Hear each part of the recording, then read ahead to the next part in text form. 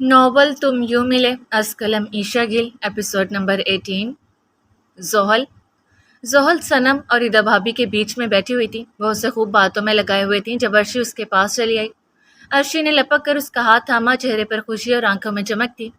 چلو نا لان میں چلتے ہیں، اتنی پیاری لگ رہی ہو تم آج نکاح کی دلہن بن کر، مگر تمہارے اس خاص دن کی ایک بھی تصویر نہیں ہے میرے ساتھ، یہ تو ناانصافی ہے۔ زحل نے ہولے سے مسکراتے ہوئے سر ہلایا اور دونوں سہج سہج سے چلتی ہوئی سبزہ کی طرف بڑھی۔ موسم عجیب خوشگوار تھا، فضا میں ہلکی نمی، ہوا میں کافور کی سی تازگی اور آسمان پر ستارے شوق سے جھانک رہے تھے۔ لان کے گوشہ سبز میں جب عکس زہرا زرعی کمکموں کی چھنکار میں نکھر رہا تھا، زحل کے دوپٹے کی سفید پٹیاں نسیم سحر میں لہرا رہی تھی۔ عرشی نے اس کے ساتھ اپنی کچھ تصاویر بنائی اور پھر بولی، چلو اب تمہاری اکیلی کی تصویر اتارتے ہیں۔ وہ اب زحل کے پہلو سے ہٹتی اس کے روبرو ہو گئی۔ بس ذرا سا اور ٹھہرو۔ ہاں بس یہیں۔ یہ مسکراہٹ کی آنکھوں کا خمار، ہائے دل تو چاہتا ہے وقت کو قید کر لوں اس ایک لمحے میں۔ عکس کھینچتے ہوئے اس نے کہا، یار دیکھو یہ تصویر تو قیامت خیز نکلی ہے، اتنی حسین لگ رہی ہو کہ خود پہ بھی رشک آئے۔ زحل نے متجسس نگاہوں سے موبائل کی جانب ہاتھ بڑھایا، پھر تصویر دیکھی اور ٹھٹک گئی۔ پس منظر میں کوئی آشنا سی مسکراہٹ، کوئی جانا پہچانا عکس، ایک تبسم لیے منظر کی پشت پہ استادہ تھا۔ نگاہیں صرف زحل پر مرتکز تھیں۔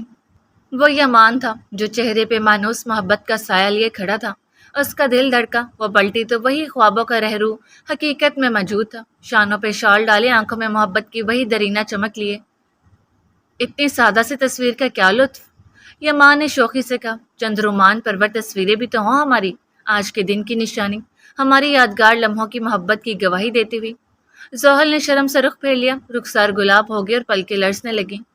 لے آپ حکم لگائیں سر، اور تصاویر ابھی حاضر ہیں، بس تھوڑا پاس ہو جائیں۔ اس کے کہنے پہ یمان تھوڑا تو کیا پورا ہی پاس آ گیا اور بڑے آرام سے زحل کے شانے پہ ہاتھ رکھ لیا۔ زحل تھوڑا سمٹ سے گئی، وہ جو اسے تھامے کھڑا تھا وہ اب اس کا شوہر تھا۔ یمان حیدر شاہ کی حیثیت اب بدل چکی تھی، اور یہی بدلی حیثیت زحل کے دل کے اندر عجیب جذبات پروان چڑھا رہی تھی۔ عرشی کبھی ہاتھ پکڑنے کا کہتی، کبھی اس کی آنکھوں میں دیکھنے کا، کبھی اس کی کمر تھامنے کا، اور ہر لمس پہ زحل کی حالت عجیب ہو رہی تھی، اس کی سانسیں بکھرنے لگیں۔ ایسا نہیں تھا کہ یمان اس سے قبل اس کے قریب نہیں آیا تھا، وہ آیا تھا۔ وہ جنگل کی قربت زحل کو بھولی نہیں تھی، مگر آج کی قربت اور لمس کی بات ہی کچھ اور تھی، کیونکہ آج اس شخص اور اس شخص کی لمس تک کی حیثیت بدل چکی تھی۔ اب نیا لمس تھا اور نئے احساسات تھے۔ چلو بہت ہو گئی تصویریں، اب مجھے تھوڑا وقت دو کہ میری بیوی کے ساتھ کچھ لمحے فقط میرے ہوں، یہ لمحے یادگار بنانے ہیں، فوٹوگرافر کی موجودگی کے بغیر۔ یمان نے مسکراتے ہوئے کہا، گویا اسے یہاں سے بھگانا چاہا۔ ہائے ابھی سے اتنی شدت، چلیں کیا یاد کریں گے، جا رہی ہوں۔ وہ شرارت سے کہتی اندر چلے گی۔ ہاں تو مسز یمان کیسی ہو؟ وہ مسز یمان کہہ کر اسے مخاطب کرتا اس کے اندر مزید احساسات جگا گیا۔ وہ اس کی بیوی بن چکی ہے، مسز یمان بن چکی ہے، یہ ابھی بھی خواب سا لگ رہا تھا، مگر وہ جس شوقی سے پوچھ رہا تھا اس کے جواب میں زحل کا چہرہ خجالت سے سرخ ہوا، جیسے گلابی شام میں دھنک گھل گئی ہو۔ وہ جلدی سے رخ پھیر گئی تو اسی لمحے یمان نے آہستہ سے اسے عقب سے اپنی باہوں میں بھر لیا۔ زحل کو ہرگز اسے اس حرکت کی توقع نہ تھی، اس کے جسم میں تو جیسے بجلی دوڑ گئی۔ ہلکی سی کپ کپی، ایک سکوت آلود تھرتھراہٹ، دل کی دھڑکن جیسے بانسری کی لے بن گئی ہو۔ زحل کے وجود نے ایک انجانی لرزش کے ساتھ اس کے بازوں میں پناہ لے لی۔ یمان آپ کیا کر رہے ہیں، چھوڑے نا۔ زحل نے مدھم مگر تھرتھراتی آواز میں کہا، اس کی آواز مدھم سی صدا تھی۔ چھوڑنے کے لیے تھوڑی نہ تھاما ہے تمہیں، اب جب ایک بار پایا ہے تو عمر بھر نہیں چھوڑوں گا۔ یمان کے لب اس کے کانوں کے قریب آئے، کوئی آ جائے گا نا، سب اندر ہیں۔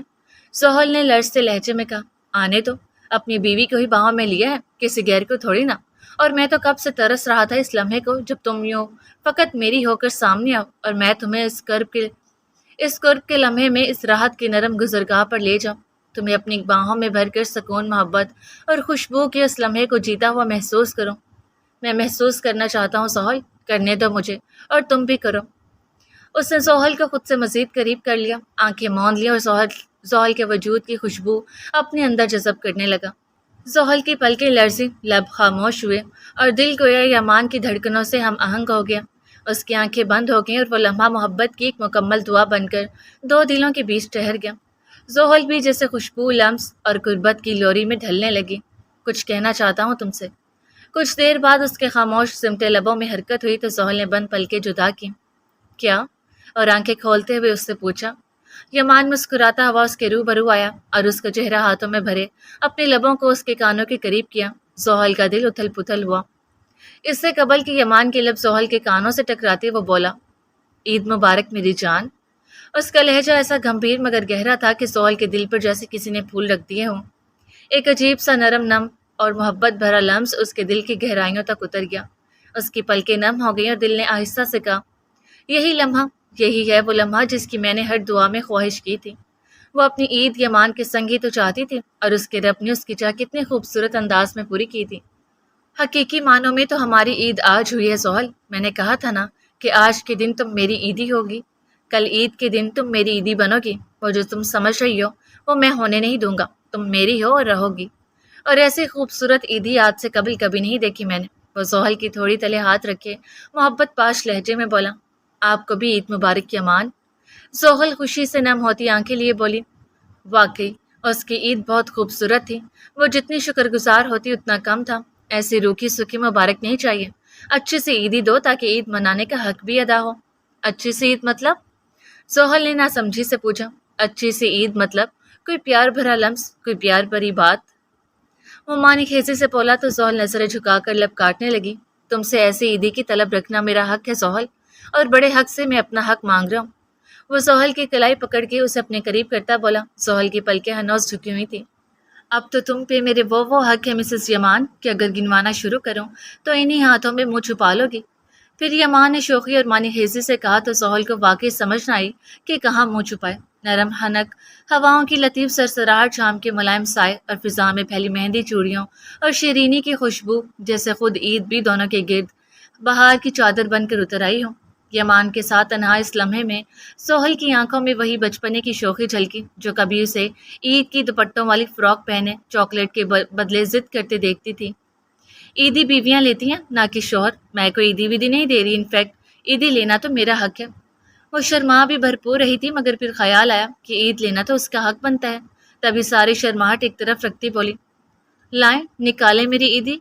اس نے پلکیں اٹھا کر شرارتی مسکراہٹ کے ساتھ اپنی ہتھیلی یمان کے روبرو پہ لا دی۔ عیدی؟ کون سی عیدی؟ یمان نے عجب معصوم حیرانی سے اس کی طرف دیکھا۔ نقد۔ زحل کا جواب بجلی کی طرح تیز، برمحل اور بے باک تھا۔ ارے یار، میں تو اس وقت سراسر کنگال ہوں، میری جیب تو مفلس کی طرح خالی ہے۔ اس نے آنکھیں مٹکائیں، دونوں ہاتھ جھاڑنے کا مصنوعی مظاہرہ کیا۔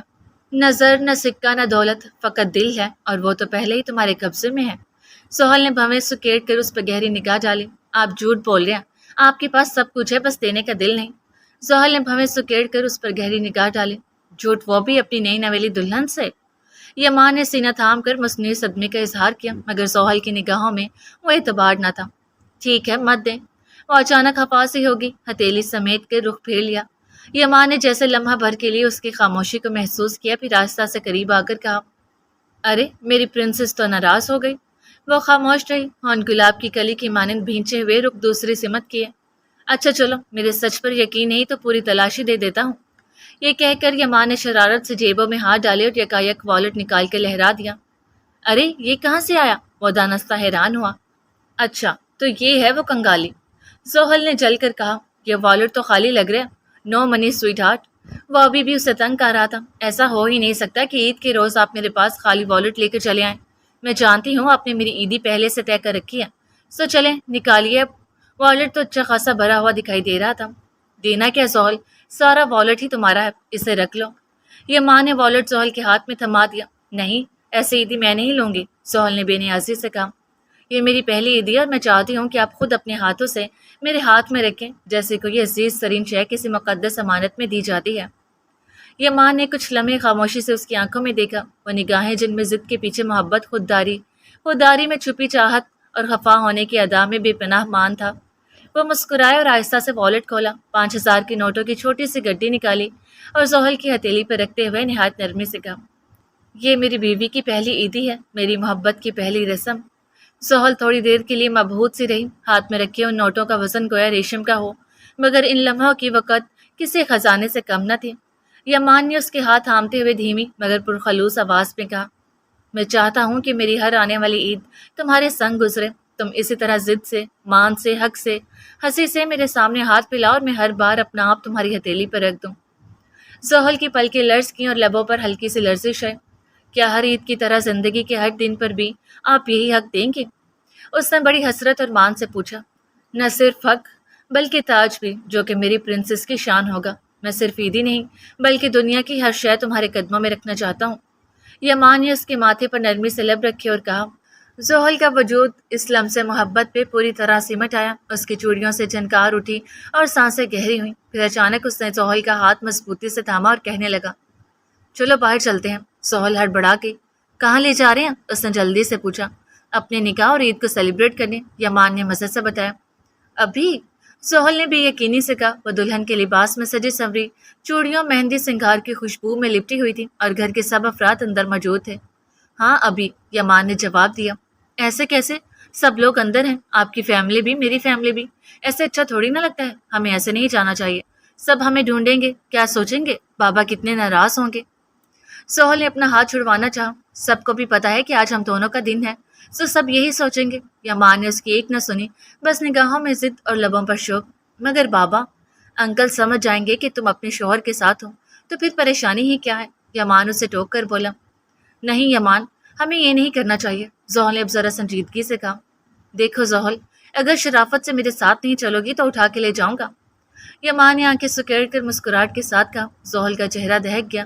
وہ چونک کر پلٹی، حیرت اور شرم کی ملی جلی چمک اس کے چہرے پر چھا گئی۔ اٹھائیں گے تو تب جب میں آپ کے پاس ہوں گے، میں تو جا رہی ہوں اندر۔ وہ ٹھینگا دکھا کر پلٹ کر جانے لگی تھی کہ یمان نے لپک کر اس کا بازو پکڑ لیا۔ یمان کیا کریں؟ کوئی دیکھ لے گا، ہاتھ چھوڑیے۔ زحل کا دل یکدم تیزی سے دھڑکنے لگا۔ کہا نا، تم شرافت سے نہیں چلو گی تو مجھے زبردستی بھگا کر لے جاؤں گا۔ اور اس نے دھیرے سے سرگوشی کی، آواز میں شرارت تو تھی ہی مگر لہجے میں کسی عاشق کا دعویٰ بھی۔ آپ مجھے بھگا کر لے جانا چاہتے ہیں، وہ بھی زبردستی؟ آپ کو شرم نہیں آئے گی ایسا کرتے ہوئے؟ زحل نے نظریں چرا کر کہا۔ شرم کیسی؟ اپنی بیوی کو ہی بھگا لے جا رہا ہوں، کون سا کسی اور کی بیوی کو؟ اور اگر تم چاہو تو میں نکاح نامہ بھی ساتھ رکھ لوں۔ یمان کی آنکھوں میں شوخی کی چمک جاگ اٹھی۔ زحل نے حیرت و شرم کے سنگم پر کھڑے ہو کر اس کی طرف دیکھا۔ میں تمہیں کیسے بھی، کہیں بھی اور کسی بھی وقت لے کر جانا چاہوں تو کسی کی جرت نہیں کہ مجھے روک سکے، کیونکہ تم پہ سب سے بڑھ کر اب صرف میرا حق ہے۔ مس زحل فاطمہ، شوہر ہوں اب تمہارا، اس لیے مجھے دوسروں کی جان لینے کا خوف نہ دلاؤ۔ یمان نے اسی لمحے گہری جمی ہوئی نگاہ اس کے چہرے پر ڈالی اور آہستہ سے کہا تو زحل کا دل دھک سے رہ گیا۔ چہرے کا رنگ گلاب کی پنکھڑیوں جیسا ہو گیا، پلکیں جھکی، سانس مدھم ہوئی مگر وہ ہار ماننے والی نہ تھی۔ پر یمان، ہمیں انہیں بتا دینا چاہیے، آپ کو کم از کم اجازت تو لے لینی چاہیے، پھر جہاں چاہیں لے جائیں، وہ بولی۔ اب مجھے کسی کی اجازت کی ضرورت نہیں۔ لیکن یمان کی سماعت اب صرف اس کے دل کی دھڑکن سن رہی تھی، باقی دنیا کی تمام صدائیں جیسے موقوف ہو چکی تھیں۔ اس نے نرمی سے مگر فیصلہ کن انداز میں کہا، اب تم خود فیصلہ کر لو، اب اپنے قدموں سے میرے ساتھ چلنا ہے یا میں اپنے بازوں میں اٹھا کر لے جاؤں؟ یمان نے ایک قدم اور قریب آ کر اسے مکمل اپنے حصار میں لے کر کہا۔ اس کے لہجے میں شوخی نہ رہی تھی، اب وہ فقط ایک عاشق کی ضد تھی جو اپنے وصل کو پوری دنیا پر مقدم جانتا ہے۔ زحل نے سانس روکی، نظر جھکائے بمشکل کہا، نہیں میں چل رہی ہوں۔ اس نے گویا ہار مانی۔ تم جو بھی کرو، جہاں بھی جاؤ، جانتی ہو زحل کہ تم اب میری ہو، چاہے تمہاری ضد ہو یا میرا حق، اب یہ دونوں ایک دوسرے میں ضم ہو چکے ہیں۔ پھر وہ اسے لیے دروازے کی طرف بڑھا۔ مگر ہم جا کہاں رہے ہیں؟ اس نے پوچھا۔ وہاں جہاں صرف حسن ہو اور ہم ہوں۔ پھر اسے گاڑی میں بٹھایا اور وہ دونوں اس لمحے کو مکمل کرنے نکل پڑے جہاں محبت کے رنگ، موسم کی خوشبو اور جذبات کی تکمیل ان کا انتظار کر رہی تھی۔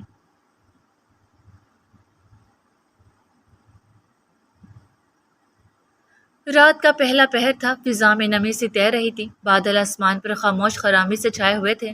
یوں لگتا تھا جیسے کوئی مہربان لمحہ بارش بن کر ٹپکنے کو ہو مگر ابھی رکا ہوا ہو۔ چھت پر قدم رکھتے ہی زحل کی پلکیں ٹھٹک گئیں، جیسے کسی خواب نے اس کی آنکھوں کو چھو لیا ہو۔ وہ چھت محض چھت نہ تھی بلکہ ایک محبت کا محراب بنی ہوئی تھی۔ آسمان تلے ریلنگ کے اس پار دور تک پھیلا ہوا اسلام آباد جگمگا رہا تھا۔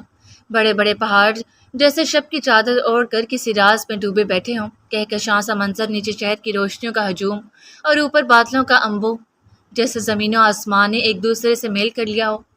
چھت پر جس حصے کو خاص طور پر سجایا گیا تھا وہ ایک دلکش کینوپی کی مانند تھا، کپڑے کا ایک ہلکا سا خیمہ جو 4 ستونوں پر تنا ہوا تھا۔ اس کے اندر موٹے قالین بچھے ہوئے تھے، رنگ برنگے کشن ترتیب میں سجے تھے اور خفیف روشنیوں کی لڑیاں اس کے اندرونی حصے کو سنہری کرنوں سے بھر رہی تھیں۔ کینوپی کے اطراف چھوٹے چھوٹے چراغ دان رکھے گئے تھے جن میں موم بتیاں جل رہی تھیں۔ ہر شعلہ گویا ایک وعدہ، ایک احساس اور ایک بوسہ تھا۔ فضا میں بھیگی مٹی کی مہک تھی، رات کے پھولوں کی خوشبو سانسوں کو مدہوش کر رہی تھی۔ ہر گوشہ جیسے چپکے سے محبت کا ترانہ گنگنا رہا تھا۔ سہل کی پلکیں حیرت میں پھیل گئی، سانس رک سے گئی۔ اس اندھیرے سے سر گھمایا اور ہر زاویہ دیکھا۔ اس کے چہرے پر کبھی حیرت، کبھی جذب، کبھی تشکر کی پرچھائیاں لہراتی رہیں۔ وہ بے اختیار کینوپی سے نظریں ہٹائے ریلنگ کے پاس جا کر ٹھہر گئی۔ سامنے نیچے شہر کی جگمگاہٹ، دور پہاڑ، اس کے پیچھے آسمان کا سونا چنتا اندھیرا تھا۔ اس نے گہری سانس لی، جیسے سب کچھ اپنے اندر سمو لینا چاہتی ہو۔ یہ آپ مجھے کہاں لے آئی یمان؟ یہ تو کوئی اور ہی دنیا ہے۔ پل بھر بعد اس نے آہستہ سے کہا۔ یمان خاموشی سے اس کے قریب آیا، جیسے اس کے جذب کو لفظوں میں بدلنے سے ڈر رہا ہو۔ اس کی آنکھوں میں وہی سکون تھا جو صدیوں کی محبت میں ہوتا ہے۔ یہ میرے ایک دیرینہ دوست کا فارم ہاؤس ہے۔ آج کی رات کے چند لمحے اس سے ادھار لیے ہیں، صرف اس لیے کہ اپنی بیوی کے ساتھ اپنی خوشی، اپنی مقدس نسبت کا جشن منا سکوں۔ اس نے نرم آواز میں کہا۔ سہل نے گردن موڑ کر اسے دیکھا۔ اس کی آنکھوں میں نمی اور تبسم ایک ساتھ تھے۔ کیا یہ سب کچھ صرف میرے لیے ہے؟ اس کا جی نہیں بھرا تھا اس سیٹ اپ کو دیکھ کے۔ صرف تمہارے لیے۔ یمان نے دھیرے سے اس کا ہاتھ تھاما اور اس کی آنکھوں میں دیکھتے ہوئے کہا، پتہ ہے تایا ابا کا فارم ہاؤس بھی اتنا ہی خوبصورت ہے، انفیکٹ اس سے بھی کہیں زیادہ۔ وہ بھلے ہی بچپن میں ایک آدھ بار ہی گئی تھی، مگر وہاں کی خوبصورتی آج بھی اس کے ذہن میں پوری طرح نقش تھی۔ وہاں کا ایک ایک گوشہ اس کی آنکھوں میں بسا تھا۔ تایا ابا کا نہیں، تمہارا اور امایا کا۔ وہ اب میری سہل کی ملکیت ہے۔ یمان نے اس کی کنپٹی پہ دستک دیتے ہوئے گویا اسے یاد دلایا۔ او ہاں، میں تو بھول ہی گئی تھی۔ اف، میں بہت خوش ہوں۔ بابا کیسے جانتے تھے کہ ہم کس تحفے سے خوش ہو سکتے ہیں؟ زحل پرجوشی سے بولی، کیونکہ وہ تمہارے بابا ہیں، اور ایک باپ سے زیادہ کوئی نہیں جان سکتا کہ اس کی اولاد کس بات سے اور کس چیز سے خوشی محسوس کرتی ہے۔ دینے میں دیر کی، مگر دینا بھولے نہیں۔ یمان کے والد تو اس دنیا سے جا چکے تھے، اس لیے اس سے زیادہ ایک باپ کی قدر کون جانتا ہے۔ انہوں نے امی کو وہ تحفہ دیا جو ایک عورت کی نہ صرف خواہش ہوتی ہے بلکہ ضرورت بھی ہوتی ہے، خاص کر جب اس کی ایک فیملی ہو، اور ہمیں وہ تحفہ دیا جس کی ہم نے بچپن سے خواہش کی۔ میں نے بتایا تھا نا کہ کوئی ہمیں کہیں لے کر نہیں جاتا تھا، اور مجھے گھومنے پھرنے کا بہت شوق تھا، اس لیے جب ایک بار سبھی پکنک کے گھر سے فارم ہاؤس گئے تو وہاں میں نے خوب سارا وقت بتایا، اتنی ساری یادیں اکٹھا کر لیں جو آج بھی دل پہ نقش ہیں۔ زحل گزرے وقت میں کھوئی بولی، آج اس فارم ہاؤس میں بھی خوب سارا وقت بتا لو اور خوب یادیں اکٹھی کر لو، مگر میرے ساتھ۔ یمان اس کے ہاتھ کو اپنی انگلیوں میں دباتا بولا تو زحل کے لبوں پر تبسم بکھر گیا۔ تمہاری مہندی بہت خوبصورت ہے، خاص کر وہ جو میں نے لگائی ہے۔ یمان اس کی ہتھیلی پہ ہاتھ پھیرتا بولا، ارے ہاں یاد آیا، یمان آپ نے کہا تھا اس مہندی میں میرے لیے ایک سرپرائز ہے، کہاں ہے وہ؟ مہندی کی بات سے زحل کو یمان کی بات یاد آ گئی۔ ہاں، اس مہندی میں تمہارے لیے ایک راز بھی چھپا ہے، اب ذرا پھر سے ڈھونڈو دھیان سے۔ یمان نے آہستگی سے کہا تو زحل کی پلکیں سوال بن کر لرزیں، اس نے ایک بار پھر اپنے ہاتھوں کی حنا میں سر چھپا لیا۔ مہندی کی گہری سانولی لکیروں کو جیسے کوئی ماما ہو ویسے ٹٹولنے لگی۔ اس کی نظریں انگلیوں سے گزر کر ہتھیلیوں تک آئیں، ہتھیلیوں سے کلائی کے کناروں تک۔ آنکھیں متلاشی تھی اور دل بےتاب، مگر ہر بار فقط گلگار مہندی کی پیچیدہ فنکاری ہی دکھائی دیتی۔ نہیں ملا، اب آپ ہی بتا دیں آخر وہ کیسا راز ہے؟ زحل نے کچھ مایوسی کے ساتھ کہا، مگر اس کے اندر کی بےتابی اسے چھپا نہ سکی۔ یمان خاموشی سے اس کے قریب ہوا، اس کے دائیں ہاتھ کو تھاما اور اگلے ہی پل اپنے نرم لب اس کی ہتھیلی پر آہستگی سے رکھ دیے۔ ایک بے صدا مگر آتشی لمس۔ زحل کا دل جیسے کسی نادیدہ ساتھ سے جا ٹکرایا، اس کی سانس اٹک گئی، نظریں جھک گئیں، پلکوں کی جھالر بھیگنے لگی۔ اس لمحے اس کا سراپا جیسے صدف میں بند موتی بن گیا، شرم، حیرت، جذب اور بے یقینی کا امیزہ۔ کہا تھا نا میرے نکاح میں آجو، پھر اس جگہ چوم کر تمہیں ہنٹ دوں گا، لو اب تلاشو۔ یمان نے شوخی سے دھیرے سے کہا۔ زحل کی نظریں فوراً پلٹیں، اس نے اپنی ہی ہتھیلی کو ایک بار پھر دیکھا، اسی جگہ جہاں ابھی کچھ لمحے قبل یمان کے لبوں نے نرمی سے قیام کیا تھا، اور یہ یک جیسے کائنات نے پل بھر کو سانس روک لی۔ ایک ننھا سا چونٹی کے قد کے برابر یمان کا نام مہندی کی تحریر میں پوشیدہ تھا۔ وہ جیسے ٹھٹک گئی، آنکھیں پھیل گئیں۔ یہ تو آپ کا نام ہے، یہ آپ نے خود دیکھا؟ مگر کب؟ اس نے حیرت و خوشی کی ملے جلے جذبات لیے پوچھا۔ ہاں، چپکے سے جب مہندی لگ رہی تھی میں نے فنکار کے ہاتھ کو راستہ دیا، فیلنگ کرتے ہوئے تمہاری ہتھیلی کو اپنے نام سے راستہ کر دیا۔ یمان نے نگاہوں کے تبسم سے جواب دیا، یعنی آپ کے نام کا صرف جوڑا ہی نہیں، مہندی بھی میرے ہاتھوں میں سجی تھی، آپ کا نام تک میری ہتھیلی پر مہر بند تھا، اور مجھے علم ہی نہیں تھا۔ زحل کی آنکھوں میں بے یقینی، حیرت اور مسرت ایک ساتھ لہرانے لگیں۔ جب تم میری ہو تو تمہارے پورے وجود پہ بھی میرا ہی نام مہربند ہونا چاہیے نا، یہ تو صرف مہندی ہے، بولو اچھا لگ رہا ہے نا؟ یمان کا لہجہ گہرا ہو گیا۔ یہ تو میری زندگی کا سب سے حسین راز نکلا۔ سہیل نے آنکھوں میں نمی، لبوں پر مسکراہٹ اور دل میں ہچکیوں کی لرزش لیے کہا۔ یمان نے آہستگی سے اس کا ہاتھ تھاما اور اسے لے کر ریلنگ کے قریب آ گیا۔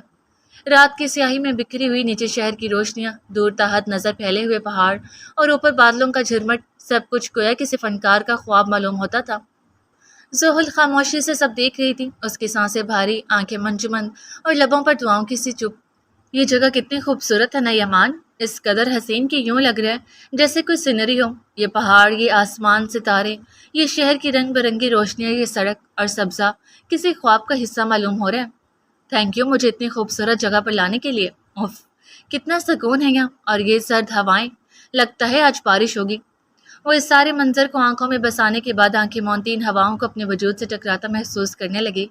یمان مسکراتا ہوا بس آہستگی سے اس کے پیچھے آ کر کھڑا ہوا اور اس کی زلفوں کو ایک طرف سرکانے لگا۔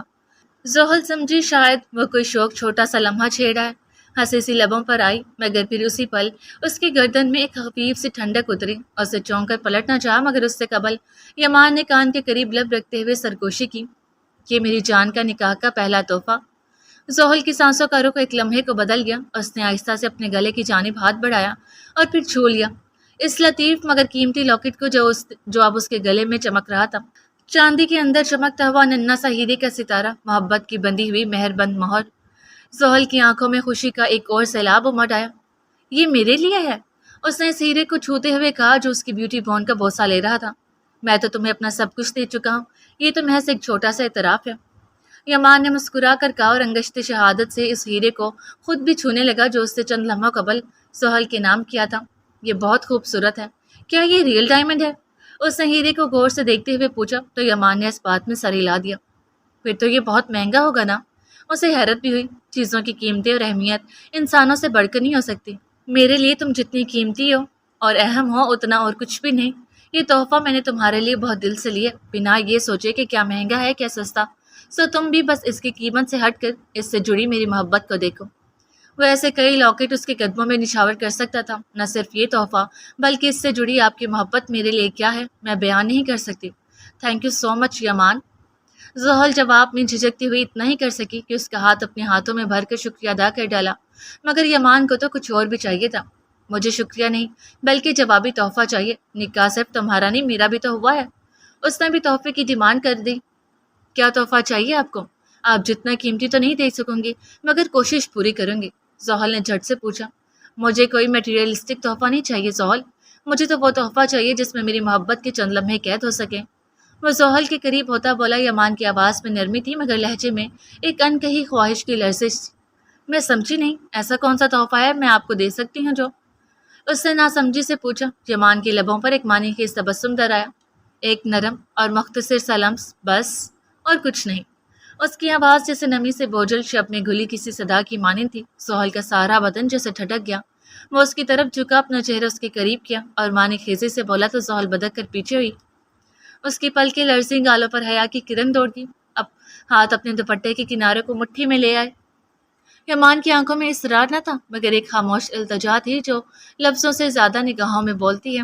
زحل نے ایک نظر اس کی طرف دیکھا، پھر نظریں چرا لیں اور پھر کچھ توقف کے بعد جیسے دل نے خود کو تھامنے سے انکار کر دیا تو اس نے نہایت آہستگی سے کہا، آپ کوئی اور تحفہ مانگ لیں۔ وہ ہچکچائی، مانگ لیتا اگرچہ تم محض میری محبوبہ ہوتی، اب بیوی بن چکی ہو تو اس رشتے کی حیثیت سے میرا اتنا تو حق بنتا ہے کہ تم سے یہ تحفہ وصول کر سکوں۔ زحل اس کی بات کے جواب میں ہاتھوں کی انگلیاں مسلنے لگی، اس کی جھجک پہ یمان کے لب مسلسل مسکرا رہے تھے۔ مگر میں کیسے؟ وہ نظریں جھکائے جملہ ادھورا چھوڑ گئی۔ کیا تم میری اتنی سی خواہش بھی پوری نہیں کر سکتی زحل کہ اپنے لمس کو میرے وجود میں اتار کر محبت کے چند لمحے قید کر سکو؟ یمان نے حسرت و چاہ سے اسے دیکھا تو زحل نے اب کے نظریں اٹھائیں۔ یمان کی آنکھوں میں جذبوں کا طوفان اسے مزید جھجک میں مبتلا کر گیا، مگر نکاح کے بعد اگر یمان اس سے یہ تحفہ مانگ رہا تھا تو یہ اس کا حق بنتا تھا۔ جس شخص نے اس کے لیے اتنا کچھ کیا تھا اس شخص کو وہ اتنا سا لمس بھی عنایت نہیں کر سکتے تھے۔ زحل نے گہری سانس بھری، گویا اپنے اندر کی جھجک کو اس سانس کے ذریعے خارج کرنا چاہ رہی ہو، اور پھر آگے بڑھی۔ وہ دونوں ایک دوسرے کے نہایت قریب آ چکے تھے اور وقت جیسے رک سا گیا، سانسوں کی نرمی فضا میں باہم مدغم ہونے لگی۔ زحل نے اپنے ہاتھوں سے یمان کے گالوں کے گرد ہولے سے گرفت قائم کی۔ اس کی پلکیں جھکی ہوئی تھیں جیسے شبنم کی بوندیں کسی پتی پر دم سادے بیٹھی ہوں۔ اس نے دھیرے دھیرے اپنے لب یمان کے چہرے کی سمت بڑھائے، لمحہ کھینچتا گیا۔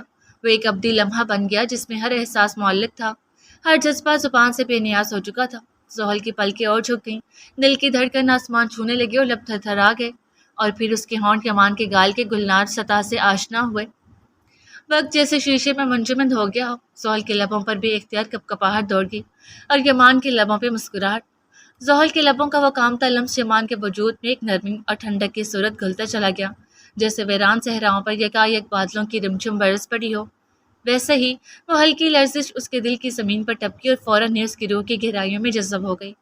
زحل کے لبوں کا لمس سکون بن کے اس کے مکمل وجود میں سرایت کرتا چلا گیا۔ ایک خوشبو، ایک ٹھنڈک کا احساس اسے اپنے اندر ہچکولے بھرتا محسوس ہوا۔ صرف یہی نہیں بلکہ اسی لمس کے ساتھ ٹھیک اسی لمحے یمان نے اپنی جلد پر ایک اور لطیف لمس محسوس کیا، اور اسی لمحے آسمان کی طرف سے ایک اور بوسہ زمین پر اترا تھا۔ بارش کی پہلی بوند، وہ بوند جو کسی مقدس گواہ کی مانند ان کے ملن پر مہر تصدیق ثبت کرنے آئی تھی، وہ بوند جو آسمان سے محبت کی مہر بن کر اتری تھی، وہ پہلا لمس جو نہ صرف زحل کی ہتھیلی میں یمان کا نام لے آیا تھا بلکہ اب قدرت بھی گویا اس وصال کی گواہ بن چکی تھی۔ زحل شرما کے پیچھے ہٹنا چاہا تو یمان نے نہایت سکون اور اعتماد سے اس کی کمر میں اپنا بازو سختی سے حمائل کیا اور اسے مزید قریب کر لیا۔ ہوا میں نمی تھی، جذبات میں روانی، اور ان دونوں کے درمیان لمس کی وہ گواہی جسے کسی لفظ کی حاجت نہ تھی۔ یمان نے نہایت آہستگی سے اپنی پیشانی زحل کی پیشانی سے چھوئی اور پھر اس کی گال کی سمت جھک گیا۔ لمحہ کچھ اس قدر ساکت ہوا کہ وقت نے خود کو موقوف کر دیا۔ بارش کی بوندیں اب ایک ترنم میں برسنے لگیں۔ یمان کے لب اس کی گال کی نرم نازک سطح سے آن لگے۔ وہ لمس نہ شور کر رہا تھا نہ سرسراہٹ، محض جذب ہوتا جا رہا تھا۔ یوں محسوس ہوا جیسے کسی نے دھیرے سے روح کی دہلیز پہ دستک دی ہو۔ زحل کے اندر ایک ہلچل مچ گئی، حیا کی لالی اس کے چہرے پر کھلتی چلی گئی، سانسیں منتشر ہوئیں، پلکیں لرزیں اور ہاتھ بے اختیار یمان کے سینے پہ ٹکے۔ زحل نے اس کی دھڑکن سنی، نہایت تیز مگر نہایت سچی۔ زحل، پھر وہ ہولے سے سرگوشی کرتا بولا، جب تم میری زندگی کی شریک ہو چکی تو میری قربت سے شرمانا کیسا؟ یہ چہرہ، یہ لمس، یہ لمحہ اب صرف میرا ہے، اور میں صرف تمہارا۔ زحل نے لب کاٹے جیسے کسی نرگس نے اپنی پنکھڑیاں سمیٹ لی ہوں۔ تمہاری ہر شرم، ہر تھرتھراہٹ پر، ہر آہٹ میرے دل کی زبان سمجھتی ہے کہ لمحہ جو میں نے تمہارے نام کیا اور تم سے وصول کیا، یہ نکاح کے بعد میرا پہلا حق تھا تم پہ۔ ابھی تو اور بھی بہت سے حق باقی ہیں، مگر انہیں پورے کرنے کے لیے تمہارا ہمیشہ کے لیے میری دسترس میں آنا باقی ہے، اور تم دیکھنا بہت جلد یہ کام بھی ہو جائے گا۔ میرے نکاح میں تو آ گئی ہو، میرے گھر بھی بہت جلد آ جاؤ گی، اور جب آؤ گی تو یمان تمہیں وہاں سے کہیں نہیں جانے دے گا۔ ہم اپنے گھر کو مل کر جنت بنائیں گے، تم میرا ساتھ دو گی نا؟ یمان نے اس کے بالوں کو آہستہ سے ایک طرف کی، اس کی گردن کے نشیب پر نظر دوڑائی اور تبسم کرتے ہوئے پوچھا۔ زحل نے خاموشی سے اس بات میں سر ہلا دیا۔ وہ بارش میں بھیگ رہی تھی، مگر وہ بارش باہر کی نہیں تھی بلکہ دل کے اندر برسنے لگی تھی۔ وہ دونوں اس چھت کے کونے پر بارش کے گواہ رات کے نیلے دامن میں لپٹے نرمی، قربت اور رفاقت کی اس داستان میں ایسے گم تھے جیسے وقت نے فقط ان کے لیے چند ساعتیں چرا لی ہوں۔ پھر زحل نے پیچھے ہٹ کر شرم سے اپنا رخ موڑ لیا۔ ٹماٹر سے بھی زیادہ سرخی اس وقت تمہارے چہرے پر نظر آ رہی ہے مجھے، بلکہ نہیں، یہ تو میرا گلاب ہے جس کی سرخی اور خوشبو ہی اس کی خوبصورتی ہے۔ یمان نے مسکرا کر آہستگی سے اس کا چہرہ اپنی طرف موڑا۔ اس کی نگاہوں میں ایک شوخی، ایک دل لبھاتی شریر چمک تھی۔ یمان، بارش، چلے نہ گھر چلتے ہیں، یہاں رہے تو بھیگ جائیں گے۔ زحل شرماتی ہوئی بات بدل لی۔ بارش اب دھیرے دھیرے تیز ہو رہی تھی۔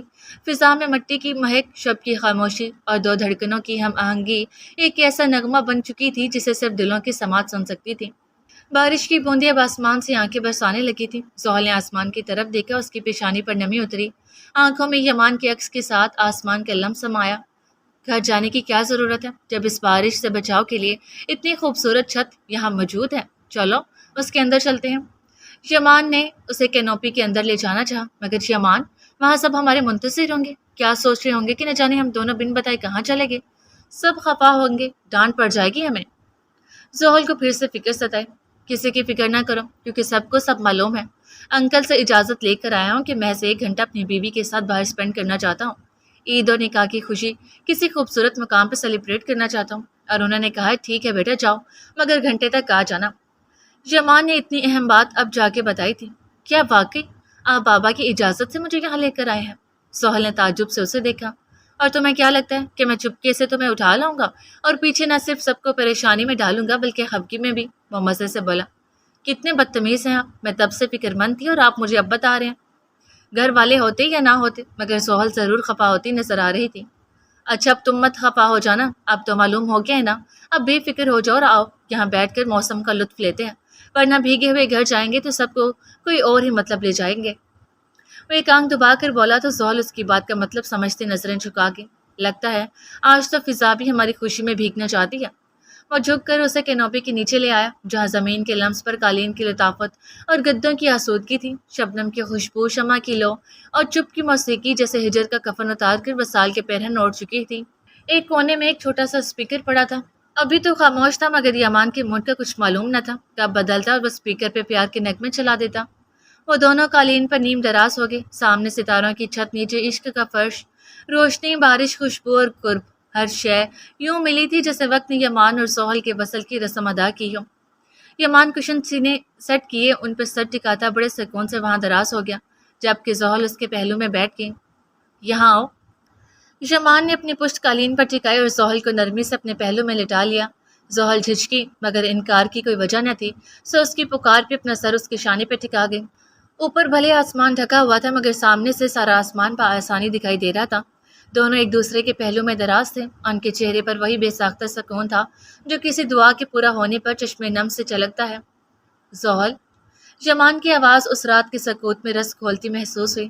کیا تم جانتی ہو یہ لمحہ، یہ شب، یہ لمس، یہ سب محض اتفاق نہیں، یہ تقدیر کی وہ قسط ہے جسے میری تنہائی نے برسوں سے ادھار رکھا تھا۔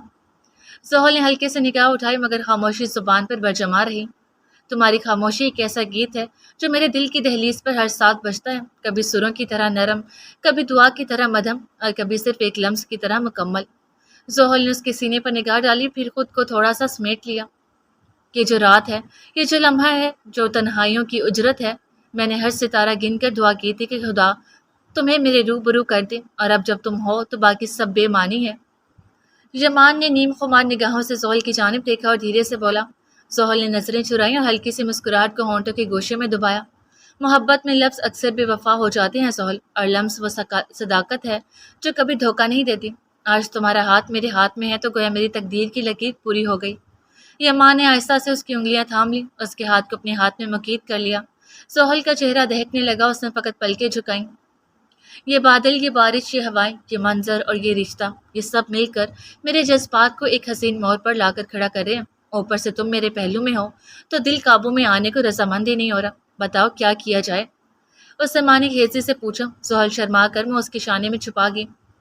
کاش تم دیکھ سکو کہ تمہارے چہرے پہ شرم کی یہ لالی کیسے میری روح کو گرما دیتی ہے۔ تمہاری نظریں جھکتی ہیں اور میرے جذبات کی دنیا بلند ہو جاتی ہے۔ یمان نے مسکرا کر کہا، تم صرف میری بیوی نہیں ہو زحل، تم وہ دعا ہو جو میں نے ہر صبح جاگنے کے بعد اور ہر رات سونے سے قبل مانگی، وہ نیند ہو جس کی مجھے برسوں سے تمنا تھی، وہ بارش ہو جس نے میری پیاسی زمین کو شاداب کر دیا۔ خاموشی کے اس چلترنگ میں یمان نے پھر سرگوشی کی۔ یمان، زحل نے آہستہ سے کہا، آج صرف آپ ہی نہیں، میں بھی مکمل ہو گئی ہوں۔ جب سے ہوش سنبھالی ہے تب سے آج پہلی بار اپنی زندگی میں یہ سکون محسوس کیا ہے۔ آج میں بہت خوش ہوں یمان، آج میری زندگی کا ہر رشتہ مکمل ہو گیا۔ مجھے بابا مل گئے، دادی مل گئی، آپ ہی کو ان کی محبت مل گئی، امی کو برسوں بعد وہ شوہر واپس ملا جس کی واپسی کا وہ ہمیشہ سے انتظار کرتی رہی، اور مجھے آپ مل گئے۔ کچھ لمحوں کی خاموشی کے بعد زحل نے تھوڑی نمی بھری آواز میں کہا، وقت مہربان ضرور ہوتا ہے زحل، کبھی شاذ و نادر تو کبھی ایک دم، کبھی جلد کبھی بدیر۔ آج ہمارا ہی نہیں بلکہ سب کا دن ہے۔ وقت آج صرف ہم پہ ہی نہیں بلکہ سب پہ مہربان ہوا ہے، بس ہمیں اس سے مہربانی کی امید رکھنی چاہیے، نہ کہ مایوسی کی۔ اس نے زحل کی طرف جھک کر کہا، اب خوشی کا اظہار کرتے ہوئے اداس مت ہو جانا، یہ پیشانی جہاں اب صرف محبت کا بوسہ رہے گا، نہ کسی آنسو کا سایہ، نہ کسی غم کا داغ۔ یمان نے دھیرے سے اس کی پیشانی کو چھوا۔ میں تمہارے آنسو نہیں، تمہاری ہنسی کا طلبگار ہوں۔ میں چاہتا ہوں تم ہر لمحہ یوں کھلتی رہو جیسے بارش میں گل یاسمین۔ یمان نے اس کی نم آنکھوں کو دیکھتے ہوئے کہا تو وہ ہولے سے مسکرا دی، تم میرے وجود کا ترجمہ ہو اور میں تمہاری سانسوں کی تشریح۔ یہ رات گزر جائے گی مگر تمہارا لمس، یہ لمحہ میری روح میں قیامت تک محفوظ رہے گا۔ یمان نے اس کا ہاتھ اپنے سینے پہ پھیلا لیا۔ میں چاہتی ہوں یہ رات کبھی نہ گزرے یمان، ہم روز ایسی رات جئیں۔ زحل برستی بارش کو دیکھتی یمان کے پہلو میں سکون سے آنکھیں مونتی بولی، میں بھی یہی چاہتا ہوں کہ تم میرے ساتھ ہر سحر ہر شام یوں ہی بے خوف بے خود رہو، کیونکہ تمہارا ہونا میرے ہونے کا ثبوت ہے۔ تم سے پہلے میں صرف زندہ تھا، مگر تمہارے بعد جینے کا مفہوم سمجھا ہوں۔ میرے نزدیک اگر عشق کا جسم ہوتا تو وہ صرف تمہاری صورت رکھتا، اگر محبت ایک کتاب ہوتی تو تم اس کا آخری ورق ہوتی، اگر محبت روشنی ہے تو تم اس کا چراغ ہو۔ میری دنیا تمہاری خوشبو سے معطر ہے، تمہارا عکس ہر گوشے میں بسا ہے۔ ہوا میں نمی تھی، بادلوں کے سینے سے وقفے وقفے سے گرج کی صدائیں بلند ہوتی اور بارش کی بوندیں قریبی سبزے کو دھو کر نکھارتی جاتی۔ فضا میں وہ مخصوص مہک کھلی تھی جو صرف بارش میں بھیگے مٹیالے مٹیالے لمس سے آتی ہے۔ کینوپی کے اندر مدھم زرد روشنی فرش پر پھیلتی جا رہی تھی، گہرے سرخ کشنز پر یمان اور زحل نیم دراز تھے۔ میرے ہاتھوں کی لکیریں فقط اس لیے بنی تھیں کہ تمہارا ہاتھ تھام سکیں۔ تمہاری ہر خاموشی میں مجھے اپنی محبت کی گونج سنائی دیتی ہے۔ تمہارے بغیر کچھ بھی نہیں اور تمہارے ساتھ سب کچھ ہوں میں۔ میری کہانی تم سے شروع ہو کر تم پر ختم ہو جاتی ہے۔ یمان نے تھوڑا سا اونچا ہو کر اس کی جانب رخ کیا اور اس کی آنکھوں میں دیکھتا ایک جذب سے بولا۔ جینے میں کھول چکی تھی اور یک ٹک اسے دیکھے اور سنے جا رہی تھی۔ یمان کی باتیں اسے کسی مدھر دھن کی مانند لگتی تھی، جنہیں سنتے سنتے وہ کھو جاتی تھی، اور جب ہوش میں آتی تو شرما جاتی تھی۔ ابھی بھی ہوش میں آئی تو ساتھ ہی شرم آڑے آ گئی۔ ایک تو تمہاری یہ شرم، تھوڑی سی سہاگ رات کے لیے بھی بچا لو، کیا ابھی سے سارا ذخیرہ ضائع کر دو گی؟ یمان نے اس کی طرف رخ موڑ کر یہ شوق جملہ ادا کیا، جس پر زحل کا چہرہ شرم سے گلابی ہو گیا۔ اس نے نظریں جھکا لی، چہرے کی گلابی رنگت اور بھی گہری ہو گئی اور لبوں سے نکلا بس ایک مبہم سا احتجاج۔ آپ حد کرتے ہیں یمان۔ وہ اٹھنے کو تھی کہ یمان نے آہستگی سے اس کی کلائی تھامی اور نرمی سے مگر مکمل اختیار سے اسے واپس اپنی طرف کھینچ لیا۔ کہاں جا رہی ہو؟ باہر بارش ہو رہی ہے مسز۔ زحل کا دل تیزی سے دھڑکنے لگا۔ کینوپی کی چھت پر بارش کی ٹپ ٹپ جیسے ہر دھڑکن کی ہم آہنگی میں ہو۔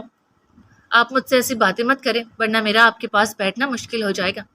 شرم کے مارے وہ یمان کی جانب دیکھ بھی نہیں پا رہی تھی۔ وہ مدھم لہجے میں کہہ کر نظریں چرا گئیں۔ تم سے نہ کروں تو اور کس سے کروں میری جان؟ اب تو بس تم ہی تم ہو۔ یمان نے اس کی ناک دباتے ہوئے شوخی سے کہا تو زحل چھیمتی ہوئی مسکرا دی۔ یہ شرم تمہارا سب سے حسین زیور ہے، مگر آج کی رات اس کا ایک کونا میرا نام کرو کہ جو چپکے چپکے تم اپنی پلکیں جھکا کر میرے حواس پر قبضہ کرتی ہو نا، یہ بھی ایک ادائے محبت ہے۔ یمان نے اس کے ماتھے کے بالوں کو پیچھے کیا اور ہونٹوں کو اس کی پیشانی کے قریب لا کر آہستگی سے کہا، آپ کو پتہ ہے اس جگہ سے مجھے اس وقت کیا یاد آ رہا ہے؟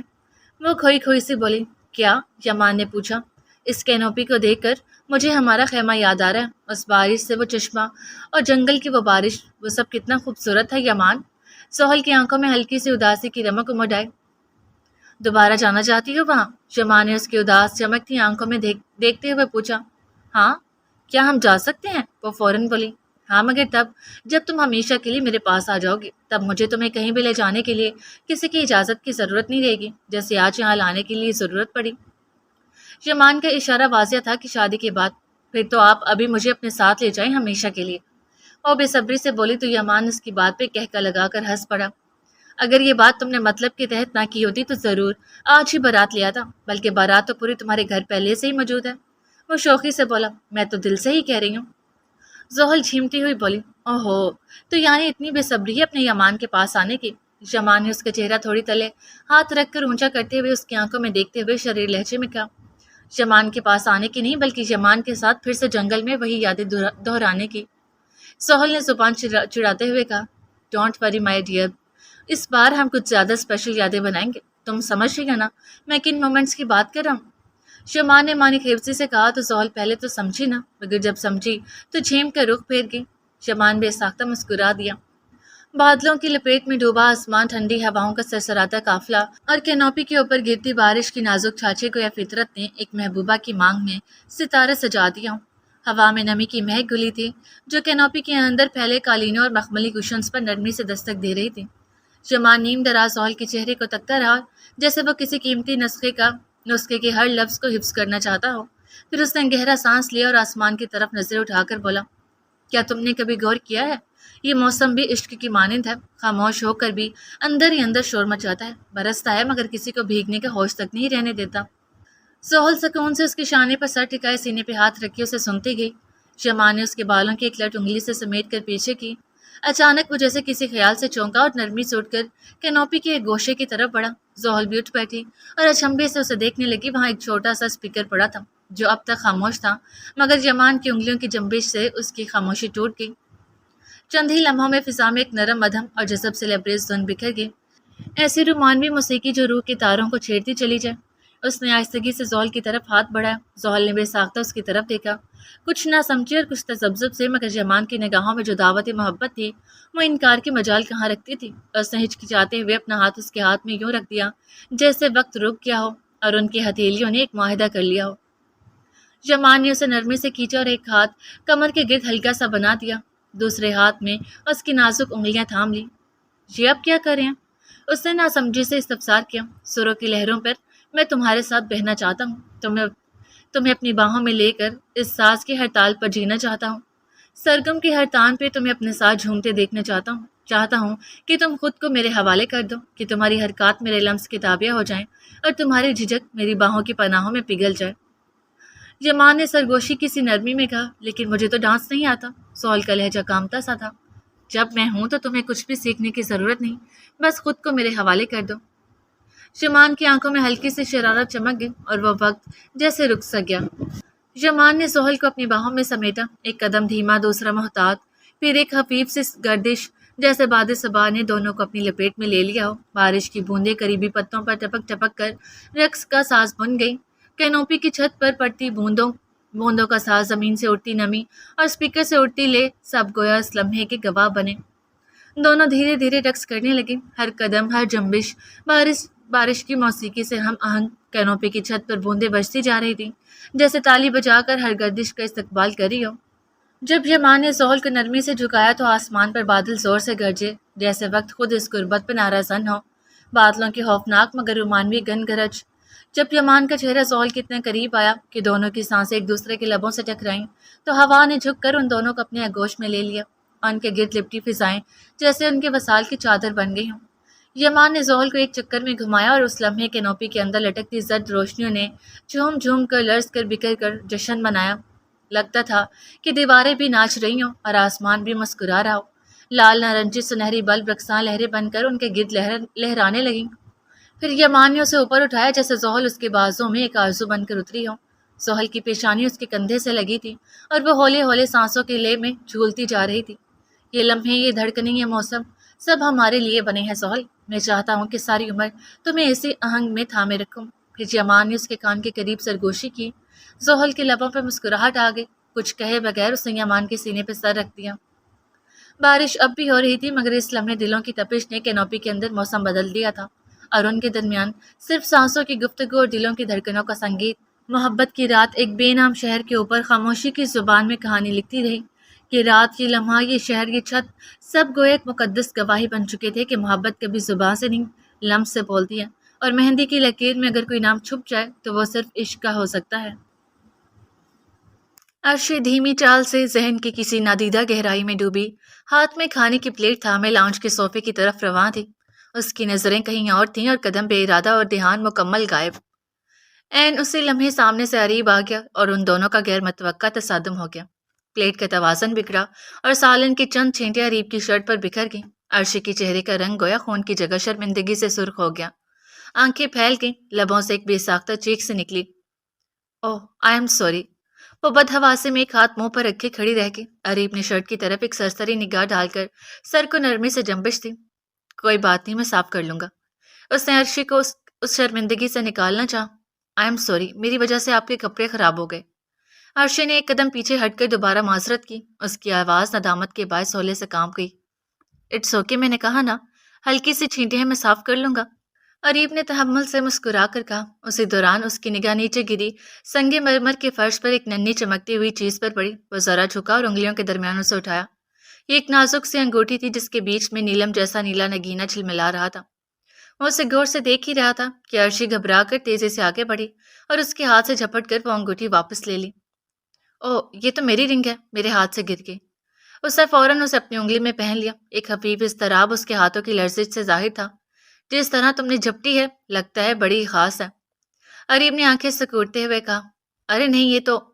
عرشی نے فوراً انکار میں سر ہلایا، لبوں پہ نفی کی مسکراہٹ لائی، لیکن اگلے ہی لمحے جیسے ذہن میں کوئی شیطانی خیال آ گیا۔ ہاں، یہ بہت خاص ہے۔ آنکھوں میں ہلکی شوہی اتری اور اس نے ایک جھوٹی گواہی دے دی۔ ایسی کیا خاص بات ہے اس میں؟ اریب نے آئی برو چڑھا کر پوچھا، خاص لوگوں سے جڑی چیزیں بھی خاص ہی ہوتی ہیں؟ عرشی نے ذرا ٹہر کر ایک مدھم سے مسکراہٹ کے ساتھ جواب دیا، مطلب؟ اریب نے حیرت سے لب ہلائے۔ عرشی نے پل بھر کو سوچا، پھر گردن اٹھا کر نرمی سے جھوٹ جھوٹ بنا، یہ میری انگیجمنٹ رنگ ہے، میرے فیانسے نے خود پہنائی تھی مجھے۔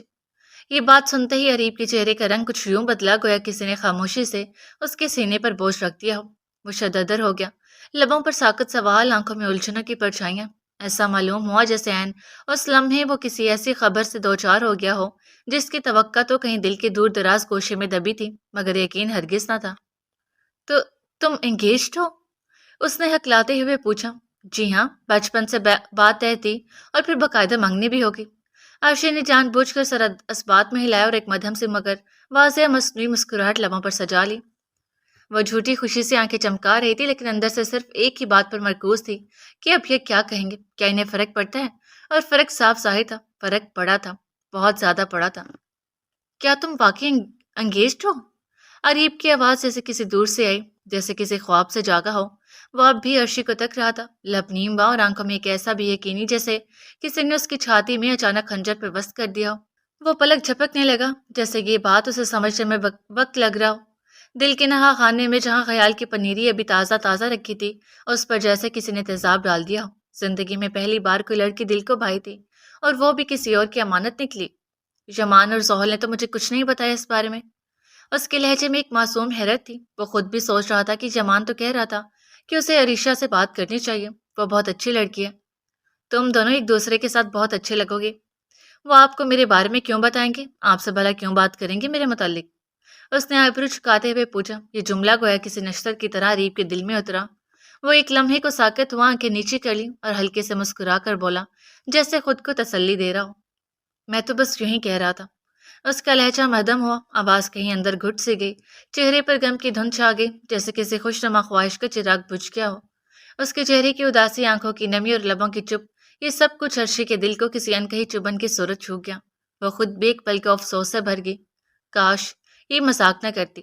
دل نے پکارا کہ وہ سب سچ کہہ دے کہ کوئی منگنی نہیں ہوئی اس کی، وہ محض ایک شرارت تھی، کہ وہ صرف اس کے تاثرات جاننا چاہتی تھی، مگر اس کے الفاظ ابھی لبوں سے نکلنے کو تھے کہ اریب نے گردن اٹھا کر نرمی سے کہا، آئی تھنک مجھے اب چلنا چاہیے۔ وہ پلٹا جیسے کہ خواب ادھورا چھوڑ کر جا رہا ہو۔ پتہ نہیں یامان کب آئے گا، اور ویسے بھی مجھے کافی دیر ہو چکی ہے۔ وہ جانے لگا اور عرشی جیسے کسی نے اندر سے اسے توڑ دیا ہو۔ اس کا دل کہہ رہا تھا، روکو اسے، کہہ دو کہ سب جھوٹ تھا، بس ایک ہنسی مذاق، مگر لب خاموش ہے، اور وہ اسے جاتے ہوئے دیکھتی رہی۔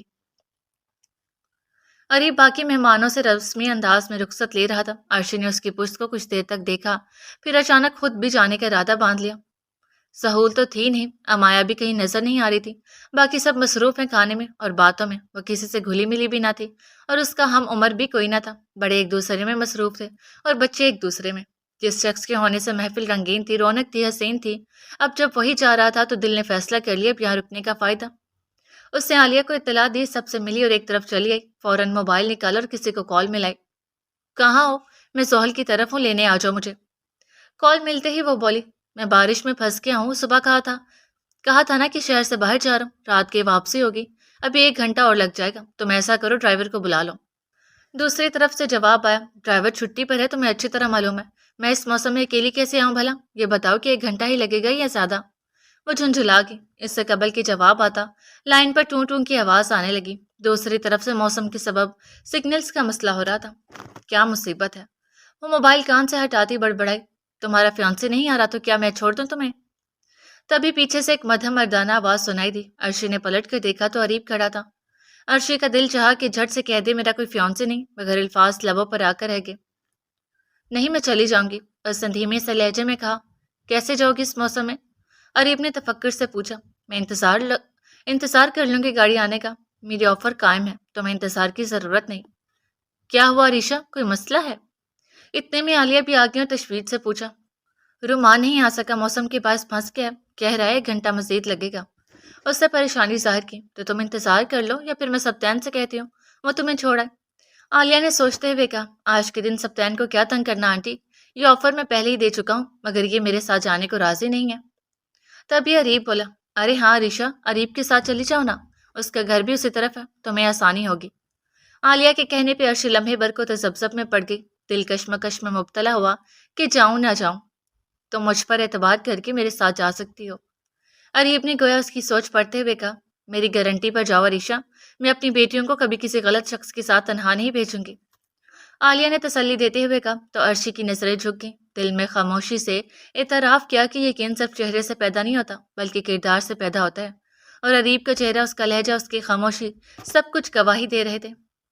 عالیہ کو بھی لوگوں کی پہچان تھی، اور اریب تو تھا بھی یمان کا دوست اور زحل کا بھائی بنا ہوا تھا، اور جنگل سے واپسی کے سفر پہ اریب کی زحل سے ملاقات اور یمان کے ساتھ ہر قدم میں مددگار رہنے کے متعلق وہ سب جانتی تھی۔ ایسے میں ایک شخص کو پہچان ہو ہی جاتی ہے۔ ٹھیک ہے، عرشی دھیرے سے سر ہلا گئی۔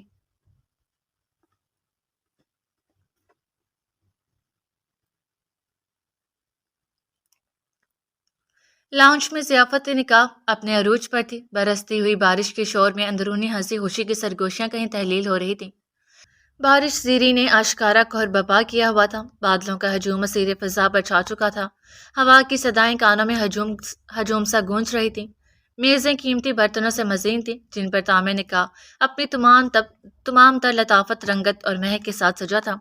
پریمیم چکن بریانی کی زعفرانی خوشبو اور دانے جیسے سونے میں تپائے گئے ہوں، کوفتوں کی گل چمک، قیمہ دار نان کی تلسماتی رنگت، دم پخت مرغ مسلم کی خوشبو فضا میں عقیدت بکھیرتی تھی۔ ریشمی دسترخوان پر جلیبیوں کے بھل جیسے کوسے قزا کے خمدار رنگ، ربڑی کی سفیدی میں ڈوبی ہوئی، قورمے کی تپش اور خوشبو میں ہلکی سی دھنک کی آمیزش، ساتھ بہتے گلابی شربت میں پودینے کی ہلکی چمک۔ ہر لقمہ جیسے شیر گزر رہا ہو زبانی، ہر ظرف ایک معنی لیے کھڑا تھا قسمت کے جشن میں۔ سب کھانے میں مصروف تھے، جبکہ اندر کمرے میں عالیہ نہایت نفاست سے امایا کے بھاری کامدار دوپٹے کو اتار رہی تھی، جس پر چاندنی سا زری کا جھالر جھوم رہا تھا۔ اب وہ ایک لطیف ہلکا پھلکا گلابی نرم دوپٹہ اٹھا کر امایا کے سر پر ترتیب سے جما رہی تھی۔ امایا کا چہرہ نکاح کی تھکن کے باوجود جگمگا رہا تھا۔ امایا، اب جا کے تازہ دم ہو جاؤ، پھر کھانے میں شریک ہو جانا۔ میں ذرا یمان کو فون کر کے پوچھ لوں کہ وہ کب تک آ رہے ہیں۔ موسم تو گویا ہولناکی کی تصویر بنا ہوا ہے، بس دعا ہے دونوں خیریت سے ہوں۔ عالیہ امایا سے کہہ کے کمرے سے نکلی تو امایا آئینے میں خود کو ایک پل کو تکتی رہی۔ آج اسے اپنا آپ نیا نیا اور کھلا کھلا سا لگ رہا تھا۔ اپنے چہرے میں نظر آتا سبتین کا عکس دیکھ کر وہ شرما کر آئینے کے سامنے سے ہٹ گئی، اور پھر کچھ گھڑی سکون لینے کے بعد کمرے سے نکل آئی۔ مگر ابھی کوریڈور پار بھی نہ کیا تھا کہ سامنے سے آتی ایک آندھی جیسی شبیہ نے قدم روک دیے۔ وہ ٹھٹک کر رک گئی کیونکہ سامنے نعیمہ کھڑی تھی۔ نعیمہ کی آنکھیں جلتے شعلوں کی مانند تھیں، آشوب زدہ آنکھیں، زہر سے لبریز چہرہ، سروں پر جمے لہجے کی لرزش اور پرزور انگشت حسد ان کے خون شدہ دل کا دوا بن گئے۔ ان کا سراپا ایک شعلہ انتقام کی مانند تھا۔ انہوں نے تیز قدموں سے قدم باندھے اور امایا کے روبرو ٹھہر کے یکایک لپک کر اس کی کلائی دبوچ لی۔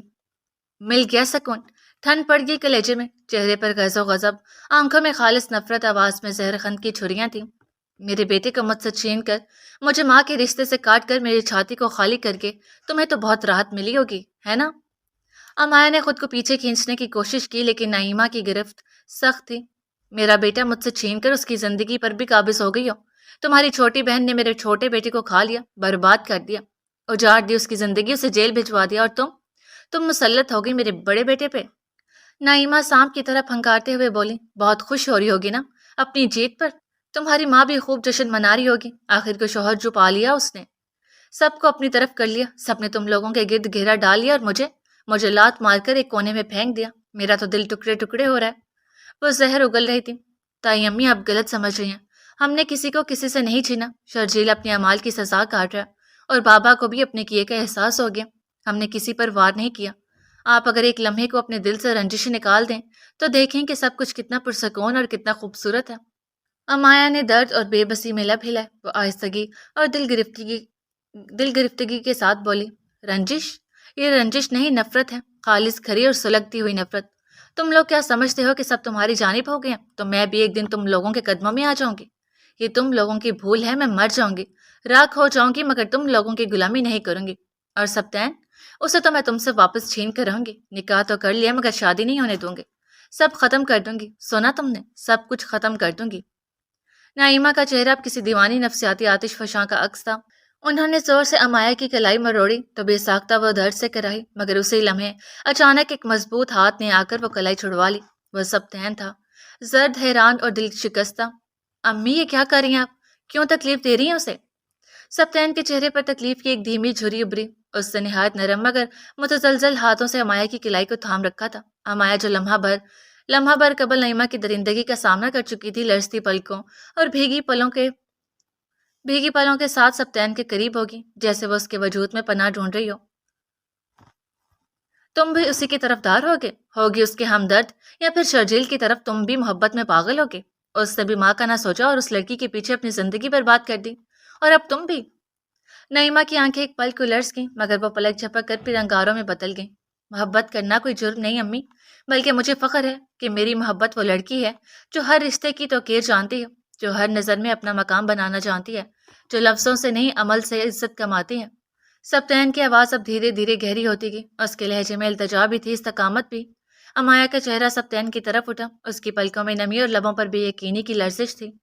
نعیمہ کے چہرے پر ابتدا میں تاؤ آیا، پھر قدرے سناٹا سا چھا گیا، جیسے انہوں نے اپنے بیٹے کو پہلی بار دل سے بولتے سنا ہو۔ میں نے امایا کا انتخاب پورے دل سے کیا ہے، پوری جان سے کیا ہے، اور مجھے اس انتخاب پر کوئی افسوس نہیں امی، بلکہ میں تو چاہتا ہوں کہ آپ بھی اپنے سینے میں چھپی ان ساری رنجشوں کو نکال باہر کریں اور خوشیوں میں شامل ہوں جو اب آپ کی دہلیز پر دستک دے رہی ہیں۔ سبتین نے قدم آگے بڑھا کر کہا، جیل نے جو کیا وہ کوئی معمولی جرم نہیں تھا، وہ ظلم تھا، سراسر ظلم، جس کی سزا اسے مل رہی ہے۔ یہ سزا اسے کسی اور نے نہیں، اس کے اپنے اعمال نے دی ہے۔ سہیل نے اس کی زندگی نہیں چھینی، بلکہ اسے خود اپنے ہاتھوں سے وہ سب کچھ تباہ کیا جس کی قدر اسے کرنی چاہیے تھی۔ نعیمہ کی آنکھوں میں شرجیل کی جھلک لہرائی، پھر بجھ گئی۔ ایسا لگا جیسے اندر کی ماں کچھ لمحے کے لیے رو رہی ہو، مگر باہر کی عورت ابھی بھی تلوار لیے کھڑی تھی۔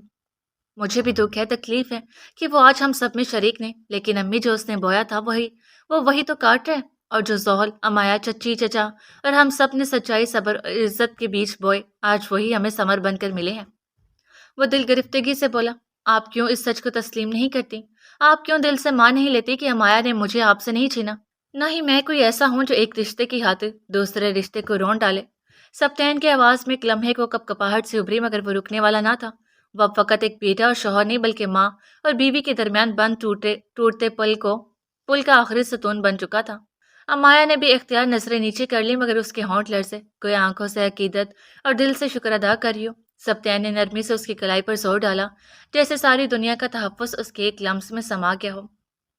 میں آپ سے اتنی ہی محبت کرتا ہوں امی جتنی امایا سے، بلکہ آپ سے کہیں زیادہ کرتا ہوں، کیونکہ آپ ماں ہیں، ماں کی جگہ کوئی نہیں لے سکتا، لیکن آپ کی خاطر میں اپنی بیوی سے ناانصافی نہیں کر سکتا۔ میں اس کا محافظ ہوں، اور اس کی عزت پر حرف آئے کہ میں کیسے برداشت کر سکتا ہوں؟ وہ بھی انتہائی پراثر لہجے میں بولا، آواز دبی مگر فولاد جیسی تھی۔ وہ ایک پل کو رک گیا، آسمان پر کڑکدار گرج سنائی دی۔ آپ کو جو کہنا ہے مجھ سے کہیے، میرے سینے پر وار کیجیے، میرے دل پر چوٹ دیجیے، مگر امایا کو لفظی یا جسمانی یا ذہنی اذیت مت دیجیے۔ وہ میرا مان ہے، میری ذمہ داری ہے، اور امی آپ جانتی ہیں کہ میں اپنی ذمہ داریوں سے پیچھے نہیں ہٹتا۔ یہ الفاظ نہ فقط امایا کے دل پر مرہم بنے، بلکہ نعیمہ کی روح تک لرز ہوتی۔ سب آپ کی واپسی کے منتظر ہیں، سب آپ کے ساتھ اپنی خوشیاں بانٹنا چاہتے ہیں۔ آپ بھی تمام گلے شکوے بھلا کر ہم سب میں شامل ہو جائیں۔ کوئی آپ کو سبکی کا احساس نہیں دلائے گا، کوئی بھی آپ کو پرانی باتوں کا تانا نہیں دے گا امی۔ میں آپ کو یوں ٹوٹا ہوا نہیں دیکھ سکتا۔ میں چاہتا ہوں کہ آپ خوش رہیں، ایک بار بس میری خاطر سب کچھ بھلا کر دل صاف کر کے سب کے بیچ بیٹھیں، ہمارے سروں پر پیار سے ہاتھ رکھیں اور امایا کو اپنی بہو کے روپ میں قبول کر لیں۔ سبتین کے لہجے میں گزارش تھی، میرے اندر آگ لگی ہے، میں جل رہی ہوں، اور تم کہتے ہو میں ان کی خوشیوں میں شریک ہو جاؤں، جو مجھے دیمک کی طرح چاٹ رہے ہیں اور ناک کی مانی ڈس رہے ہیں۔ میں سب کچھ بھول سکتی ہوں، مگر وہ لمحہ نہیں جب میرا شرجیل مجھ سے دور ہو گیا، میرے جگر کے ٹکڑے کو الگ کر دیا ان سب نے مل کر۔ کیسے رہوں گی میں اپنے شرجیل کے بغیر؟ اور تم بھی ان سب کے ساتھ برابر کے شریک تھے۔ تم نے محبت نہیں دشمنی نبھائی ہے، دشمن ہو تم اپنے بھائی کے اور دشمن ہو تم اپنی ماں کے بھی۔ نعیمہ کا چہرہ سختی سے تن گیا، ان کی آنکھوں میں آنسو نہیں شعلے تھے۔ میں اس کو کبھی قبول نہیں کروں گی، سنا تم نے، کبھی قبول نہیں کروں گی۔ وہ طوفان کی طرح پلٹی اور اندھیرے کوریڈور میں غائب ہو گئی۔ پیچھے رہ گئی امایا، جس کی کلائی اب بھی ہلکی سی کانپ رہی تھی، اور سبتین، جس کی آنکھوں میں افسوس اور دکھ دونوں ایک ساتھ لرز رہے تھے۔ سبتین، امایا نے ہمدردی سے سبتین کے شانے پہ اپنا ہاتھ رکھا۔ میں جانتی ہوں آپ تائی امی کی باتوں سے بہت ہرٹ ہوئے ہیں، انہیں یہ سب نہیں کہنا چاہیے تھا، خاص کر یہ کہ آپ ان کے دشمن ہیں، کیونکہ میں جانتی ہوں کہ آپ تو اس بیٹے سے بھی زیادہ ان سے پیار کرتے ہیں جس ان کی بجائے ہمیشہ اپنا سوچا۔ شرجیل ان کا چھوٹا اور لاڈلا بیٹا ہے، اس لیے تائی امی کا دکھ بھی بہت زیادہ ہے۔ وہ اس کے دکھ میں آپ سے بدگماں ہو رہی ہیں، مگر ایسا نہیں ہے کہ وہ آپ سے محبت نہیں کرتی، وہ آپ کو بھی بہت چاہتی ہیں، بس میری وجہ سے آپ پہ غصہ دکھا رہی تھی۔ آپ ان کی باتوں کو دل پہ مت لیں. میں نہیں جانتی وہ اپنے دل سے ہمارے لیے نفرت نکالیں گی یا نہیں، مگر وہ آپ کے ساتھ ضرور پہلے سے ہو جائیں گے. امایا نرمی اور احساس سے بول کر اسے تسلی اور حوصلہ دے رہی تھی. وہ میری ماں ہے اور میں انہیں بخوبی جانتا ہوں امایا. وہ اتنی آسانی سے اپنے دل سے کدورت نہیں نکالیں گی، مگر میں کوشش ترک نہیں کروں گا. پیار بہت بڑا ہتھیار ہے. یہ سخت سے سخت انسان کو بھی موم بنا دیتا ہے. اور مجھے نہ صرف اس ہتھیار سے ان کا اپنی طرف سے دل صاف کرنا ہے، بلکہ تمہاری طرف سے بھی کرنا ہے. مجھے ان کی باتوں پہ افسوس ہے مگر دکھ نہیں. دکھی تو تم ہو رہی ہو اور شاید مایوس بھی، مگر میں تمہارے چہرے پہ یہ مایوسی نہیں دیکھنا چاہتا. سبتین نے گہری درد بھری سانس بھر کے خارج کی اور پھر امایا کے دونوں ہاتھ اپنے ہاتھوں میں لیے. امایا، اسے بڑی چاہت اور نرمی سے پکارا، میں امی کی طرف سے تم سے سوری کرتا ہوں. ابھی ان کا غم تازہ ہے. ابھی وہ ہماری ہر بات کو اور ہمارے ہر عمل کو غلط نظریے سے دیکھیں گے. ان کا دل اتنا بھرا ہوا ہے اور ان کی سوچیں اتنی الجھی ہوئی ہیں کہ میرے لفظ ان کے دل تک پہنچنے سے پہلے ہی راکھ ہو جائیں گے. ان کے لیے اس وقت ہر بات، ہر چہرہ بس ایک سازش کا پرتو لگ رہا ہے. وہ خود اپنے ہی اندر گم ہو چکی ہیں، جیسے کسی سنسان راہ گزر میں اکیلی بیٹھی ہوئی ہوں، جس کی چاروں طرف صرف خاموشی ہے اور ہر خاموشی میں ایک چیخ چھپی ہے. کچھ لمحے خاموش رہ کے وہ پھر دھیمے مگر پختہ لہجے میں بولا، مگر میں بیٹا ہوں ان کا، اور بیٹا ہونا صرف جنم لینے کا رشتہ نہیں ہوتا. یہ ایک ذمہ داری ہے، ایک عہد ہے جو وقت، حالات اور دلوں کی الجھنوں سے بڑھ کر ہوتا ہے. میں اس فرض سے منہ نہیں موڑ سکتا، چاہے میری ماں کتنی ہی سخت کیوں نہ ہو جائے، چاہے وہ لمحاتی نفرتوں میں مجھے بھی اجنبی سمجھنے لگے، مگر میرے لیے وہ ہمیشہ میری ماں رہیں گی. وہ شرجیل کی جانے سے بہت اکیلی اور بہت بدگماں ہو گئی ہیں. مجھے ان کی یہ تنہائی اور بدگمانی دور کرنی ہے. وہ شرجیل کی جانے سے ٹوٹ گئی ہیں اور اس ٹوٹنے نے ان کے اندر ایک ویرانی بھر دی ہے، ایک ایسی ویرانی جو صرف خاموشی سے روتی ہے. وہ اکیلی ہو چکی ہیں، نہ صرف کمرے میں بلکہ اپنے دل کے اندر بھی. اور سب سے خطرناک تنہائی وہی ہوتی ہے جو انسان کے اپنے سینے میں بسی ہو. وہ آنکھوں میں نرمی لیے بول رہا تھا جیسے امایا کے دل کو سمجھا رہا ہو. میں اگر ان کے اس حال پہ آنکھ بند کر دوں یا غصہ کر کے انہیں ان کے حال پہ چھوڑ دوں تو واقعی میں ان کا بیٹا نہیں، ان کا دشمن کہلاؤں گا. کیونکہ اس وقت وہ کسی دشمن سے نہیں، کسی اور عورت سے نہیں، کسی بہو سے نہیں، بس اپنے دکھ سے لڑ رہی ہیں. وہ گہری سانس لے کر آواز کو مضبوطی دیتا بولا، امی کی سختی، ان کی جھڑکیاں، ان کا تانے دینا، یہ سب دراصل وہ فریادیں ہیں جو لفظوں کی شکل میں نکلنے کے بجائے زخموں کی صورت اختیار کر چکی ہیں. اور یہی وہ لمحہ ہے جب ایک بیٹے کو اپنے فرض کا مکمل شعور ہونا چاہیے، کیونکہ یہ وقت ان کو چھوڑنے کا نہیں، ان کے ساتھ کھڑے ہونے کا ہے، ان کا ہاتھ تھامنے کا، انہیں بتانے کا کہ وہ اکیلی نہیں ہے، کہ وہ آج بھی کسی کی ماں ہے، آج بھی کسی کے لیے سب سے بڑی ہستی ہے. میں ان کا بیٹا ہوں امایا، اور بیٹا وہی ہوتا ہے جو ماں کے ہاتھ میں اپنی انگلی رکھے اور اسے دوبارہ زندگی کے ہجوم میں لے آئے، چاہے ماں نے خود سے سب راستے بند کیوں نہ کر لیے ہوں. تم دیکھنا، ایک دن وہ پگھلیں گی، ایک دن وہ کھل کر روئیں گی، اور اس دن ان کے ہر آنسوں میں ایک معافی اور ایک قبولیت اور شاید ایک نئی شروعات چھپی ہوگی. میں انہیں اس دن تک تنہا نہیں چھوڑوں گا. امایا خاموشی سے اس کا ایک ایک لفظ سن رہی تھی. میں ہر قدم میں آپ کے ساتھ ہوں سبتین، میں بھی ان کے دشمن نہیں ہوں، میں بھی انہیں ہم سب کے بیچ ہنستا مسکراتا دیکھنا چاہتی ہوں. امایا نے ہمیشہ ہر طرح کی باتوں سے دل کو صاف کر رکھا تھا. آج تک نعیمہ سے اتنا کچھ سنتی آئی تھی، مگر کبھی دل میں اس کے لیے قدورت نہیں پالی تھی. ہاں، شکوے گلے ضرور پل جایا کرتے تھے، مگر اب تو وہ نہ صرف اس کی تائی امی بلکہ اس کے محبوب شوہر کی ماں بھی تھی. اب تو اسے اس رشتے کے ساتھ اور بھی خوبصورتی سے نبھا کرنا تھا. تمہاری یہی عادت تو مجھے بے حد پسند ہے امایا، کہ تم برائی کا جواب بھی اچھائی سے دیتی ہو. شروع سے لے کر اب تک جو بھی تکلیف امی کے لفظوں نے تمہیں دی، جو کربن کے رویے نے تمہیں بخشا، اس کے لیے میں بہت شرمندہ ہوں. میں جانتا ہوں تم نے یہ سب سہ کر بھی کبھی بھی ادبی نہیں کی، کبھی کچھ نہیں کہا. تم نے بھتیجی نہیں بلکہ ایک بیٹی بننے کی کوشش کی، اور وہی تمہاری عظمت ہے. میں پہلے کبھی تمہارے حق میں نہیں بولا، کبھی تمہارا ساتھ نہیں دیا، مگر اب میں تم سے وعدہ کرتا ہوں کہ میں تمہارا ساتھ کبھی نہیں چھوڑوں گا. تمہیں ہر دکھ، ہر اذیت سے بچانے کی پوری کوشش کروں گا. نہ صرف خود تمہیں عزت دوں گا بلکہ سب سے بھی تمہاری عزت کرواؤں گا. میں پوری کوشش کروں گا کہ میں تمہارے لیے ایک پرفیکٹ شوہر ثابت ہو سکوں.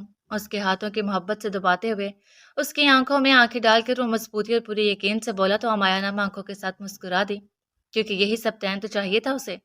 اسی سبتین کی تو خواہش کی تھی اس نے. دیکھو، ہمارے ساتھ تو ظلم ہو، شمان زحل تو چلے گئے اپنی خوشی سیلیبریٹ کرنے، اور اس وقت پہاڑوں کے دامن میں کسی خوبصورت مقام پہ بیٹھ کے اس قاتلانہ موسم کو انجوائے کر رہے ہوں گے، اور ہمیں کسی نے آفر ہی نہیں کی. مگر میرا بھی دل چاہ رہا ہے تمہارے سنگ اس موسم میں کچھ یادگار پل بتانے کو. کیا تمہارا بھی چاہ رہا ہے؟ سبتین نے اچانک سے موضوع بدل دیا. امایا جواب میں لب کاٹتی ہوئی محض مسکرا دی. نظریں جھک گئی تھی. اس نے اقرار نہیں کیا تھا تو انکار بھی نہیں کیا تھا. तुम्हारी खामोशी तुम्हारा इकरार है, जानता हूँ। सप्तान भी खूब समझता था उसको। अब आकर ही तो समझना शुरू किया था। चलो आप कुछ पल एक दूसरे के नाम करें और आज के हमारे खास दिन बल्कि रात को यादगार बनाएं। सप्तान ने उसकी कलाई थामते हुए कहा। मगर कहाँ? अमाया ने पूछा। मेरे रूम में। सप्तान आंख डुबाकर मानी खेसी से बोला तो अमाया ने शर्म से पानी पानी होते हुए फौरन से अपनी कलाई छुड़वाई। क्या हुआ? सप्तान ने पूछा। कुछ नहीं, वो जरा पीछे हटती बोली। मेरी पगली मिसिस, मैं बस कुछ पल तुम्हारे संग कमरे की खिड़की से बाहर बरसती बारिश का लफ्ज़ सुकून लेना चाहता हूँ। आई स्वेर ऐसा वैसा कुछ नहीं करूँगा। वैसे अगर कर भी लूँ तो कुछ गलत तो नहीं। वो वजाहत देता आखिर में शोखी से बोला। अमाया का तो चेहरा सुर्खगुलाब हुआ था। क्या हुआ? ऐसे सुर्खगुलाल क्यों हो रही हो? मैं तो महज एक बात कर रहा था, सिर्फ जुबानी कलामी। सप्तान ने उसका रुख अपनी तरफ किया। चलें? उसने पूछा। नहीं, बाहर सब मुंतशिर होंगे। अमाया ने हिचकिचाते हुए नरमे से बहाना बनाया, मगर सप्तान की आंखों में शरारत के साथ एक धीमा सा इल्तिजाई अक्स भी था। सब जानते हैं कि आज हमारा दिन है, तो क्या हमें इतना भी हक नहीं कि हम कुछ पल तन्हाई की अपने नाम कर सकें? वो झुक कर आहिस्ता से बोला। जवाब में अमाया कुछ न कह सकी। कुछ कहना भी चाहती तो कह नहीं सकती थी कि अब एहतजाज बेकार था, क्योंकि सप्तान उसका हाथ पकड़े उसे लिए सीने चढ़ता जा रहा था।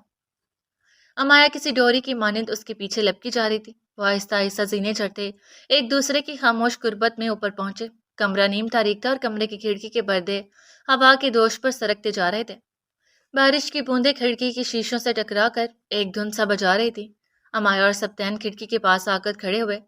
एक दूसरे के पहलू में खामोश लेकिन दिल की धड़कनों में शोर था। ये वही खिड़की थी जहां से अमाया छुप कर उसे हसरत से जाते देखा करती थी, और आज उसी खिड़की पे वो उसका नाम खुद से जोड़े उसी के संग खड़ी थी। याद है, इसी खिड़की के पीछे तुम हुआ करती थी, पर्दे की ओर से झांकती, और मैं अक्सर सोचता था ये नरम सी आंखें, ये मासूम खामोशी लफ्जों में कब तब्दील होगी। कब तुम आंखों के बजाय लफ्जों से कुछ कहोगी, मगर तुम तो खामोश मोहब्बत करती रही और मैं तुम्हारी इस खामोश मोहब्बत का आदी हो गया। वह नजरें खिड़की से बाहर बरसती बारिश पे डाले बोला, जबकि अमाया ने चंबे से उसे देखा। क्या? क्या कहा आपने? आप जानते थे मैं आपको देखा करती थी? उसने ताज्जुब से पूछा। हाँ, मुझे महसूस होता था जैसे कोई नजर मुझे देख रही है, मगर जैसे ही मैं खिड़की की जानिब देखता तो पर्दा हिलने की सिवा मुझे कुछ महसूस न होता, और वह हिलता हुआ पर्दा मुझे सब बतला जाता था। तुम रूबरू होकर मुझे शायद इतने सुकून और गौर से नहीं देख पाती थी जितना छुप कर देख सकती थी, और मैं तो तुम्हें छुप कर भी नहीं देखा करता था। आखिर में वो अफसोस से बोला, जबकि अमाया को खुशी थी कि उसकी मोहब्बत सप्तान से छुपी हुई ना थी। मगर जिस तरह वक्त एक सा नहीं रहता, उसी तरह जज्बात भी एक से नहीं रहते। किसी न किसी के लिए कभी न कभी ये बदल जरूर जाते हैं, और मेरे जज्बात भी बदल गए। बहुत बात में समझ आया, मगर आ गया कि मुझे तुम्हारा खामोश मोहब्बत करना, तुम्हारा चाहना, छुप छुप कर देखना, मेरी हर चीज़ का ख्याल रखना, मेरी फिक्र करना इसलिए अच्छा लगता है क्योंकि मेरे दिल में भी तुम्हारे लिए कहीं ना कहीं कोई जज्बा दबा हुआ है जो उभरने को बेचैन रहता था। मुझे तुमसे कब किस लम्हे में मोहब्बत हुई मैं ये तो नहीं जानता माया, मगर ये मोहब्बत इस कदर हो गई है कि मैं अपनी ज़िंदगी का तुम्हारे बगैर तसव्वुर भी नहीं कर सकता। मैंने बहुत तकलीफ दी है तुम्हें, अपनी बातों से, अपनी खामोशी से, नज़रअंदाज करने से, गर्ज के बहुत तरीके से मैंने तुम्हारा दिल दुखाया। इस सब के बावजूद भी तुम मुझसे मोहब्बत करती रही। मेरी मोहब्बत कभी तुम्हारी मोहब्बत का मुकाबला नहीं कर सकती, मगर मेरी मोहब्बत हमेशा तुम्हारे साथ चलेगी, इतना ज़रूर यकीन से कहता हूँ। जब से दिल ने तुम्हारी चाहत की है, तब से तुम्हें पाने की शिद्दत बढ़ती चलेगी, और आज वो लम्हा आ गया जब तुम सिर्फ मेरी हो, नाम की भी, दिल की भी, रूह की भी। ये कहकर उसने अमाया का माथा चूमा। एक लम्स जो पनाह भी था, दुआ भी, और शायद उस मोहब्बत की मोहर भी जो वक्त की हर आंच बर्दाश्त करने के लिए तैयार थी। अमाया की आंख से सुकून और शुक्राने का एक आंसू बहा जिसे सप्तान ने अपनी पोर में चुन लिया। बारिश की बूंदें जैसे उनके लम्स के संग संग एक नए एहसास का गीत गुनगुनाने लगी। कमरे की ठंडी फिजा में जज्बों की हरारत एक नर्म सी पिघलाहट बनकर फैलने लगी। बहुत रुलाया तुम्हें, मगर अब मैं तुम्हारी आंखों में नमी का गुस्सा नहीं होने दूंगा। तुम्हारी हयात से हर गम, हर खलिश मिटा दूंगा। जिन लम्हों ने तुम्हें अधूरा छोड़ा, मैं उन सब लम्हों को मुकम्मल बनाने का ख्वाहा हूँ। तुम्हारी जिंदगी में जो जो कमी रह गई, मैं उन सब की तकमील करना चाहता हूँ, मोहब्बत बनकर, राहत बनकर और हम सफ़र बनकर। उस पल माया की पलकें झुक गईं, जैसे वह तकदीर के फैसलों पर खामोशी से सजदा रेस हो रही हो। वो अपने नसीब पर रश्क करती रही जिसे तकदीर ने उसे इस कदर लतीफ़ खुशबुओं से भर दिया था। और हाँ, एक अहम बात कहना तो मैं भूल ही गया। गोया उसे अचानक याद आया। अमाया ने आंखों ही आंखों में सवाल किया कि क्या? ईद मुबारक अमाया। बड़े पुरलतीफ अंदाज में उसने ईद मुबारक कहा, वरना गुजरी ईदों में तो वो दोनों एक दूसरे के लिए अजनबी रहे। आपको भी ईद मुबारक। अमाया ने यूं शर्माते हुए कहा, गोया ईद मुबारक नहीं बल्कि कोई रोमांटिक बात कर दियो। सोचा ना था कि इस बरस की ईद तुम्हारे संग यूं गुजरेगी। ये मेरी जिंदगी की सबसे खूबसूरत ईद है और यादगार भी। अलबत्ता तुम्हारे लिए कोई खास तोहफा लाने से कासिर रहा। क्या खबर थी कि निकाह का दिन आज या निकलेगा, यूं अचानक और आनंद फानंद निकाह हो जाएगा। मगर मैं वादा करता हूँ जल्द तुम्हें तुम्हारा तोहफा दूंगा, ऐसा तोहफा जो तुम्हारे चेहरे पर हमेशा के लिए तबस्सुम बन जाए। सप्तान गो के वाकई नहीं जानता था कि आज यूं अचानक निकाह हो जाएगा, मगर उसे अफसोस था कि वह माया को आज के खास दिन का कोई तोहफा नहीं दे सकता। मुझे कोई तोहफा नहीं चाहिए सप्तान, मुझे आप मिल गए, इससे बड़ा तोहफा भला क्या होगा। आपको पाने के बाद किसी तोहफे की गुंजाइश नहीं रहती। अमाया ने उसका अफसोस देखते हुए कहा और दिल से कहा, हाँ मगर ईदी की तो गुंजाइश है ना। मैं इस वक्त तोहफा नहीं मगर ईदी तो दे सकता हूँ। तुम मुझसे ईद का तोहफा तलब कर सकती हो और ईद का तोहफा होता है ईदी, यानी नकद। वो चाहता था कि आज वो कुछ तो उसकी नज़र करे। मैं कैसे मांगू, मैंने तो कभी बाबा से भी ईदी नहीं मांगी। अमाया ने नजरें चुरा कर कहा, और ये सदाकत थी। अमाया ने हमेशा खामोशी में जीना सीखा था, मांगने का हुनर उसे आता ही नहीं था। ख्वाहिश भी हो तो जुबान पर ना लाती थी। बाबा से नहीं मांगी तो क्या हुआ, आज अपने शौहर से तो मांग सकती हो ना, बल्कि उसे मांगना नहीं हक वसूलना कहते हैं। सप्तान ने नरमी से कहा, आप खुद ही दे दें, और संझिझकते हुए कहा, मैं चाहता हूँ कि तुम हक से मांगो और मैं भी पूरे हक से दूं। असल मज़ा भी तो इसी में है। उसने नजरें झुकाए खड़ी अमाया से कहा, मेरी ईदी। उसने हाथ आगे करते हुए बिना नजरें मिलाए कहा, ऐसे डर डर के क्यों मांग रही हो, अपना हक मांगते हुए कैसे झिझक। सप्तान बेसाख्ता मुस्कुरा दिया, मुझे तो ऐसे ही मांगना आता है। वो हाथ मरोड़ती बोली, नहीं बेगम साहिबा, मांगना है तो हक से मांगो, पूरी जुर्रत से, ताकि देने में भी लुत्फ आए। सप्तान ने शरारत से भवें चढ़ा कर कहा, अच्छा अब दे भी देना, वरना मैं हाथ पीछे हटा लूंगी। अमाया सोहल की तरह न थी, वो चाह कर भी उसके जैसी नहीं बन सकती थी कि उसकी तबीयत में कदरे ठहराव था, उससे शौक नहीं हुआ जाता था। और यही वजह थी कि इस वक्त भी वो शौकी से मांगने की बजाय झिझकते हुए मांग रही थी। सप्तान ने उससे मजीद इसरार करने की बजाय मुस्कुरा कर जेब से अपना बचवा निकाला और 5,000 के करारे नोट निकाल कर उसकी हथेली पर रख दिए। उस लम्स में न कोई तकल्लुफ था न कोई झिझक, महज मोहब्बत थी, महज कुर्बत थी। ये रही मेरी मिसेस की ईदी, ऐसी हजारों ईदें कुर्बान तुम पर। बस तुम यूं ही मेरे संग रहो, मेरे दिल की मलका बनकर हमेशा मेरे पहलुओं में जलवा अफरोज रहो। अमाया जिंदगी में पहली बार सप्तान की जानिब से मिली ईदी पाकर दिलो जान से मुस्कुरा दी। उम्मीद करता हूँ कि आने वाली ईदें तुम मुझसे हक से वसूल करो। Thank you सप्तान। वो बहुत खुश थी, उसे सप्तान से दो दो तोहफे मिले थे, एक चांद रात का और एक ईद का, यानी चूड़ियाँ और नकदी। बल्कि सबसे बड़ा तोहफा तो खुद सप्तान था उसके लिए। किस लिए? उसने शुक्रिया की वजह दरियाफ्त की। इन तोहफ़ के लिए। उसने ईदी और चूड़ियों की जानिब इशारा किया। तोहफा तो मुझे मिला है, वो भी रात की बारिश की सूरत में। वो बोला, ये बारिश देख रही हो?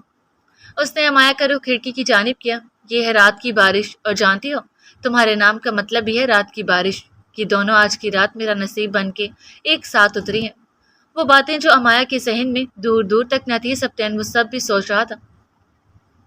वो लम्हे भर को रुका, बारिश की आवाज़ सुनाई दी जैसे अल्फाज पर मोहर लगा रही हो। ये रात, ये बारिश और तुम, तीनों एक ही तस्वीर के अज्जा लगते हो, मुकम्मल, हसीन और बेमसल। तुम वो बारिश हो जो सुनसान दश्त को नगमगी सौंप देती है, जो एक सहरा ज़दा दिल पर ठंडक बनकर बरसी है, जो ख़ज़ा की झुलसा देने वाली यादों पर बहार की हरियाली फेर देती है। उसने आहिस्तगी से अमाया के हाथ थामे, मोहब्बत उसकी आवाज़ में बिखर गई। आज पहली बार मुझे लग रहा है कि मेरे नसीब में कुछ खूबसूरत लिखा गया। आज की ये रात मेरे लिए महज निकाह की रात नहीं, ये मेरी ज़िंदगी का वो पहला लम्हा है जहाँ तुम मेरे साथ हो, और बाहर बरसती बारिश गोया कुदरत कुदरत की गवाही है कि तुम्हारे नाम का मफ़हूम सच हो गया। तोहफ़ा तो मुझे मिल गया तुम्हारी सूरत में, तुम्हारे लम्स में और तुम्हारे नाम की मानूइयत में। फिर धीरे से उसकी तरफ झुक कर बोला, ये बरसती रात तुम्हारी मानिंद है, खामोश, दिल नशीन, मगर अंदर ही अंदर सब कुछ भिगो देने वाली। तुम भी तो मेरे अंदर की बंजर ज़मीन का जरखेज़ करी हो। मेरा दिल चाहता है कि ये लम्हा ठहर जाए, न बारिश रुके न रात ढले। अमाया की पलकें भीग गई, मगर बारिश की नमी और सप्तान के अल्फाज के दरमियान वो खुशी के आंसू थे जो अंदर की तस्कीन से टपकते हैं। सप्तान नरमी से उसकी आंखों के करीब आया, लबों पे हंसी और आंखों में रोशनी थी। मैं वादा करता हूँ मेरी रात की बारिश, मैं तुम्हें कभी खुश्क मौसमों में अकेला नहीं छोड़ूंगा। तुम्हारी ज़िंदगी की हर प्यास अपनी मोहब्बत से बुझाऊंगा, क्योंकि तुम सिर्फ मेरी बीवी नहीं हो, तुम मेरी रूह पे बरसती हो, पहली बारिश हो, वो बारिश जिसके बाद दिल में सब कुछ खिल उठता है। वो आहिस्ता आहिस्ता झुका और मोहब्बत से अमाया का माथा चूम लिया, नहायत सलीके, तकदीस और तमकनत से, जैसे उसके होंठ अमाया की पेशानी पर कबूलियत लिख रहे हों। अमाया की पलकें लरसीं, दिल की धड़कन एक पल को भटकी और फिर बेआवाज आंखों से एक नमी बह निकली। वो नमी जो दर्द से नहीं बल्कि बेपनाह एहतराम, तहफ़्फ़ुज़ और चाहत के बोझ तले छलक पड़ती है। ऐसा लगा जैसे उसे एक बोसे ने उसकी सालों पुरानी प्यास को छू लिया हो, जैसे बरसों की अधूरी दुआ किसी की आगोश में मुकम्मल हो गई हो। सत्यान ने फिर धीरे से उसके कंधों के गिर्द अपने बाजू समेटे और उसे अकब से अपने आगोश में लेकर खिड़की की जानिब मोड़ दिया। बाहर रात की गहराई में बारिश अब भी धड़कनों की मानिंद बरस रही थी, नरम मुसलसल सरगोशियों जैसे। सप्तान के आगोश में खड़ी अमाया एक पल को बिल्कुल साकत हो गई, न कोई झिझक न मज़ाहमत, बस खामोशी से अपनी पुश्त पर उसकी मोहब्बत का हज़ार महसूस करती रही, जैसे उसके गिर्द वजूद का कोई खोल बन गया हो। मोहब्बत का खोल जिसमें न दुनिया थी न ज़माना, बस एक लम्स था, एक खुशबू, एक सांस और एक सुकून। ये बारिश तुम हो, ये रात तुम्हारा लम्स है और मैं बस तुम्हारे होने पर अपने रब का शुक्रगुजार हूँ।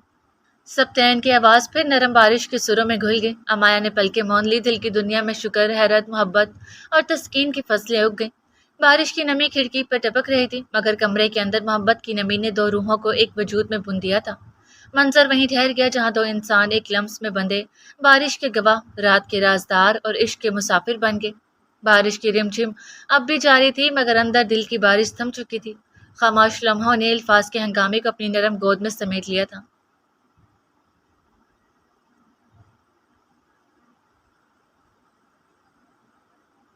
माहौल पर एक अजीब सी खामोशी तारी थी। अरीब, जो ये जान चुका था कि अर्शी किसी से मंसूब है, अंदर ही अंदर जैसे पत्थर का हो गया था। बारिश की हल्की हल्की बूंदें शीशों पर गिरती रहीं और वाइब्रेशन की हल्की थरथराहट में अंदर दो दिल अलग अलग सोचों में महव थे। अरीब, जो पहले हर मौका पर अर्शी की जानिब देखने के बहाने ढूंढता रहा था, अब बिल्कुल खामोश, साकत और किसी कदर अजनबी सा लग रहा था। अर्शी के दिल में उलझन ने करवट ली। ये खामोशी नाकाबिले बर्दाश्त से होने लगी। गाड़ी में छाई ये खामोशी अब अर्शी को खिलने लगी थी। दिल में एक बेताबी, एक उलझन पनप रही थी। ये क्यों नहीं कुछ कहते? पहले कैसे बहाने बहाने से मेरी तरफ देखते थे, करीब आने की कोशिश करते थे, और अब गोया मेरी मौजूदगी का एहसास भी नहीं रहा। वो अभी ये सोच ही रही थी कि उसी स्ना में अचानक करीब की आवाज़ गूंजी, संजीदगी से भरी, जैसे किसी ख्याल की तह से निकली हो। तुम्हारा मंगेतर क्या करता है? अर्शी एक लम्हे को चौंकी, उसके चेहरे पर सवालिया सी झलक आई। वो बोला भी तो क्या, स्टडी कर रहा है, नरमी से बोली। यही झूठ उसे फिल वक्त सबसे माकूल लगा। यानी तुम दोनों की उम्र में ज़्यादा फर्क नहीं? अरीब ने अंदाजे से पूछा। जवाब में अर्शी ने सर हिला दिया। एक पल की खामोशी के बाद अरीब ने निगाहें अर्शी पर मरकूज करते हुए कहा, इस मंगनी में तुम दोनों की पसंद शामिल है या ये सब बड़ों का फैसला है? अर्शी ने एक लम्हे को नजरें चुराई, फिर कहा, नहीं, हमारी पसंद है। उसने अब की बार मुख्तसर और सपाट लहजे में कहा। उसके लहजे में अरीब के मुसलसल ऐसे सवालों से खौफ सी उमड़ आने लगी, जबकि अर्शी के जवाब से अरीब के चेहरे पर एक लहर सी दौड़ गई। उसके दिल में जैसे किसी ने कंकर फेंक दिया हो। उसकी निगाह में कुछ टूटा, शायद उम्मीद, शायद एक खाम ख्वाब। अर्शी की पसंद है कहने पर उसकी आंखों में एक गहरी चुभन से उतरती चलेगी। वह पल के झपकाता एक लम्हे को कुछ कहने से कासिर सा लगा। तुम्हारा मंगेतर कैसा है? मेरा मतलब है, कैसा दिखता है? ये सवाल कुछ अजीब सा था, जैसे उसके दिल की खोज करने की कोशिश हो। अच्छा है, प्यारा है। आशी के चेहरे पर खफीफ सा तासुर उभरा। एक लम्हे को अरीब की नजरें किसी अनजानी जगह पर जा ठहरी। उसके लब खामोश रहे, मगर आंखों में एक गहरा दर्द सा उभरा। उसकी नजरें जैसे पलकों के पर्दे में कोई तेज धार आह छुपा रही हों। वो लम्हा लम्हा पिघल रहा था, लेकिन खुद को मजबूत किए बैठा था। फिर उसने गोया दिल का हाल छुपाए बगैर पूछ लिया, सिर्फ पसंद है या मोहब्बत भी करती हो अपने मंगेतर से?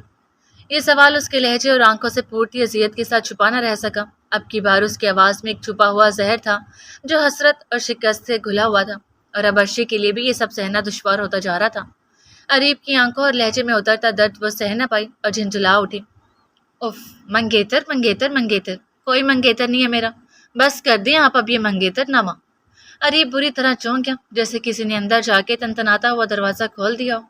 मतलब? उसने ना समझी लिए पूछा। मतलब ये कि मेरी कोई मंगनी नहीं हुई, कोई मंगेतर नहीं है मेरा। अर्शी ने अपना झूठ जाहिर कर डाला। तो फिर वो सब जो तुमने कहा? अरीब ने हैरतन पूछा। वो सब झूठ था, एक मजाक था बस। अर्शी ने एक गहरी सांस भरते हुए कहा। तो उसी पल अरीब ने उसकी तरफ देखते हुए अचानक गाड़ी की ब्रेक पर पाँव रखा। गाड़ी एकदम झटका खा के रुक गई, और वो हैरत, सुकून और किसी अनजानी खुशी के इम्तजाज में उसे तकता रह गया। کچھ لمحوں تک وہ بس عرشی کو تکے گیا۔ اس کی نگاہ بے اختیار عرشی کے ہاتھ پر گئی جہاں کوئی انگوٹھی نہ تھی۔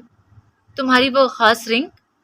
اس نے اس کی خالی انگلی پر نظر جمائے پوچھا۔ وہ خاص تھی ہی نہیں، سو اتار دی۔ سوچا جب کوئی خاص شخص زندگی میں آئے گا اور اپنے ہاتھوں سے پہنائے گا تب اسے تاحیات انگلی میں مقید کر لوں گی۔ وہ مزے سے بولی۔ یہ سن کر ایک انجانی خوشی اس کی آنکھوں میں جھلکنے لگی، جیسے دل کے کسی بوجھ کا کفن اتر گیا ہو۔ اس کے اندر جیسے کوئی بند دریا بہہ نکلا۔ تم نے ایسا مذاق کیوں کیا؟ عریب نے سنجیدگی سے پوچھا۔ آپ کو اتنا فرق کیوں پڑا؟ اس نے بھی دو بدو سوال کیا تو عریب لمحہ بھر کو خاموش ہو گیا، لیکن وہ خاموشی سادہ خاموشی نہ تھی۔ اس میں ایک تسلیم، ایک اعتراف محبت تھا۔ اس کی خاموشی خود ایک سوال بن گئی۔ کچھ ایسا تھا اس لمحے میں جیسے دونوں بنا کہے ایک دوسرے کے دل کی پوری زبان سمجھ چکے ہوں۔ مجھے فرق پڑے گا اسی لیے تو تم نے ایسا مذاق کیا نا؟ عریب دھیرے سے بولا۔ عرشی نے نظریں جھکا لی اور خاموش رہی، گویا دونوں نے جواب دیے بغیر ایک دوسرے کے تمام جواب پا لیے۔ میں سیدھی بات کروں گا ریشا، مجھے وقت ضائع کرنا اور اہم باتوں کو خواہ مخواہ کا طول دینا پسند نہیں۔ عریب نے سانس بھرا اور جیسے خود کو باندھتے ہوئے گویا ہوا، ویسے بھی زندگی کے بہت سے برس گزار دیے تنہائی میں، اب مزید نہیں۔ وہ ذرا بھر کو رکا، اس کی آنکھیں بھرپور اعتماد سے عرشی کے چہرے پر جمی تھیں اور عرشی دل تھامے بیٹھی تھی۔ مجھے تم اچھی لگی ہو عریشا، نہیں جانتا یہ فقط پسند ہے یا محبت، لیکن جب پہلی بار تمہیں دیکھا میرے دل نے تبھی تمہارے نام کی مہر لگا دی۔ اس ایک جملے نے عرشی کے دل کی سطح پر جیسے کنکر سا پھینک دیا۔ وہ پلک جھپکنا بھول گئی، سانس تھم سی گئی، دل کی دھڑکن اپنے ہی وزن سے لرزنے لگی۔ اس انکشاف نے اسے جیسے خالی میدان میں لا کھڑا کیا ہو جہاں ہر طرف فقط عریب کی آواز گونجتی تھی۔ مجھے تمہارے بارے میں زیادہ کچھ جاننے کی حاجت نہیں، تم سادہ ہو، خوبصورت ہو، باوقار ہو، تمیزدار ہو، تمہاری آنکھوں میں سچائی ہے اور یہی پہچان میرے لیے کافی ہے۔ عرشی کو پہلی بار یوں لگا جیسے کوئی اسے بغیر کسی نقاب کے دیکھ رہا ہو، اس کے ظاہر سے نہیں، اس کے وجود کے باطن سے آشنا ہو چکا ہو۔ دل کو کسی نے پہلی بار وہ پہچان دی تھی جس کا وہ ہمیشہ سے طلبگار رہا تھا۔ اس کی پلکوں پر ہلکی سی لرزش ہوئی۔ تم نے جو مذاق کیا اس کی نیت تم ہی بہتر جانتی ہو، لیکن اس لمحے تم نے میرے دل کو روک سا دیا تھا۔ پہلی بار اس دل نے کسی کو چاہا ہے اور تمہارے مذاق نے وہ چاہت جیسے سزا بنا دی۔ اس کا چہرہ سرخ ہو گیا۔ یہ سرخی اسے احساس ندامت کی دہکتی ہوئی رنگت تھی جو کسی کی جذبات سے کھیلنے پر جنم لیتی ہے۔ اس کی انگلیاں مٹھیاں بننے لگی جیسے وہ اپنے دل کی دھڑکن کو روکنا چاہتی ہوں۔ مجھے تم اچھی لگتی ہو اور میں تمہارے ساتھ زندگی کا خواب رکھتا ہوں۔ جانتا ہوں پہلی ملاقات میں یہ سب کچھ کہہ دینا اور تمہارے جواب کا طلبگار ہونا بہت جلدی ہے، لیکن میں اپنے جذبات کے بارے میں بالکل واضح ہوں۔ یہ وقتی جذبہ نہیں، نہ کوئی دھندلی چاہت ہے۔ اس ایک لمحے کو ایسا محسوس ہوا جیسے زمین نے اپنی گردش روک دی ہو۔ گاڑی میں خاموشی تھی، مگر اس خاموشی میں ایک اعلان، ایک اعتراف، ایک دھڑکن جیسے اپنی صدا بلند کری ہو۔ وہ کچھ کہہ نہ پائی۔ اس کے لب ہلنے سے پہلے ہی دل نے جواب دے دیا تھا، ہاں اسے عریب کے ساتھ قبول ہے، اس لیے مزید وقت صرف کرنا نہیں چاہتا۔ میری ٹو دا پوائنٹ بات شاید طویل ہوگی، مگر میں نے اپنا دل تمہارے سامنے رکھ دیا۔ پھر نگاہیں اس کے چہرے پر گاڑتے ہوئے بولا، اب فیصلہ تمہارا ہے، تمہارا جو بھی جواب ہو میں اس کا احترام کروں گا۔ اگر تمہیں کوئی اعتراض ہے تو میں رشتوں میں کبھی زبردستی کا قائل نہیں رہا۔ وہ متانت سے بولا اور پھر خاموش ہو گیا، مگر اس کی خاموشی میں بھی گویا جواب جاننے کی بے صبری چھلک رہی تھی۔ بس اسے تکتی گئی، کوئی پہلی بار اس کے سامنے اتنا مکمل، اتنا سچا اور اتنا پر عزت انداز میں خود کو رکھ رہا تھا۔ اسے لگا جیسے اس نے برسوں سے جس عزت دار محبت کا خواب دیکھا تھا وہ ایک حقیقت بن کر اس کے سامنے موجود ہے۔ وہ کافی دیر تک خاموش رہی۔ اس کے لب گونگے تھے مگر دل گویا ہر حرف پر آمادہ، ہر جذبے پر مہر تصدیق کا ثبت کر چکا تھا۔ عریب کی ہر بات اس کے دل کے انہا خانوں میں یوں سرایت کر گئی تھی جیسے پیاسے صحرا میں آب حیات۔ وہ نہ صرف اس کے کلمات کی قائل ہو چکی تھی بلکہ اس کی رفاقت کی متمنی بھی۔ وہ تمام تر جملے جو عریب نے کہے اس کے دل پر حرف حرف نقش ہو چکے تھے۔ اس کے دل کی راہداریوں میں اب ان لفظوں کی گونج تھی جو زندگی بھر کسی مرد کے لبوں سے سننے کا خواب اس نے جاگتی آنکھوں میں دیکھا تھا۔ وہ انکار کر بھی کیسے سکتی تھی؟ عریب جیسا مرد، سمجھدار، باوقار، متوازن، ذہین، شائستہ، نرگسوں جیسی سنجیدہ آنکھوں والا، وہ ہر اس خوبی سے ہراستہ تھا جس کا تصور کوئی بھی حساس لڑکی اپنی ہم سفری کے لیے کرتی تھی۔ نہ کوئی بناوٹ، نہ تصنع، نہ غیر ضروری مدعا، محض ایک صاف شفاف دل جو مکمل سچائی کے ساتھ اس کے روبرو رکھا گیا تھا۔ بھلا عریب جیسا باوقار اور شائستہ مرد کون سی لڑکی ہوگی جو اپنے ہمدم کے روپ میں نہ چاہے گی؟ کوئی عیب نہ تھا اس میں، کوئی خامی نہ تھی جس پر دل رک جائے۔ جو کچھ وہ اپنے ہمسفر میں دیکھنا چاہتی تھی وہ سب کچھ گویا مجسم صورت میں اس کے سامنے بیٹھا تھا، پھر انکار کی کوئی گنجائش کہاں باقی رہتی؟ مگر لبوں سے اقرار کی مہک پھوٹ نہ پائی۔ شاید جھجک تھی، شاید وہی نسوانی حیا جو اقرار کو نگاہوں کی خاموشی میں سمیٹ لیتی ہے۔ تم سوچ سمجھ کر جواب دے دینا، میں انتظار کروں گا، عریب نے نرم لہجے میں کہا۔ ہاں مگر اتنا ضرور بتا دو، کیا تمہیں کوئی اور تو پسند نہیں؟ پھر تھوڑا رکا اور بے سادگی سے پوچھ بیٹھا۔ عرشی نے فوراً سر نفی میں ہلا دیا۔ اس کا یہ اثباتی انکار عریب کے دل کو گویا قرار دے گیا۔ یوں لگا جیسے کسی نامعلوم خوف کا دروا ہوا ہو اور اس کے پیچھے فقط سکون کا ایک وسیع سا سمندر ہو۔ اور وہ جس سے تم فون پر بات کر رہی تھی، وہ کون تھا؟ عریب کی آواز میں فقط اشتیاق نہ تھا، ایک نرماہٹ بھی چھپی ہوئی تھی۔ میرا چچا زاد، عرشی نے قدرے مسکرا کر کہا۔ عریب نے پھر سے سر ہلایا، جیسے کسی نادیدہ خلش کو خود سے رخصت کیا ہو۔ ایک ہلکی سی خوشگواریت دونوں کے درمیان بہہ گئی، جیسے موسم میں یکا یک تازگی آ گئی ہو۔ پھر گاڑی دوبارہ رواں ہو گئی۔ خاموشی جو پہلے سے بوجھل نہ تھی، دونوں کے درمیان بیٹھ گئی۔ جب گاڑی اس کے گھر کے سامنے رکی تو عرشی کے دل میں جیسے کوئی اداسی کا چراغ جل اٹھا۔ اس نے سوچا یہ سفر عریب کے سنگ اتنی جلدی کیوں کٹ گیا؟ یہ چند لمحے کیوں اتنے مختصر تھے؟ اور نہ صرف وہ بلکہ عریب بھی ایک انجانی اداسی کی زیر اثر تھا۔ دونوں کو ہی ایک انجانی اداسی نے گھیر لیا۔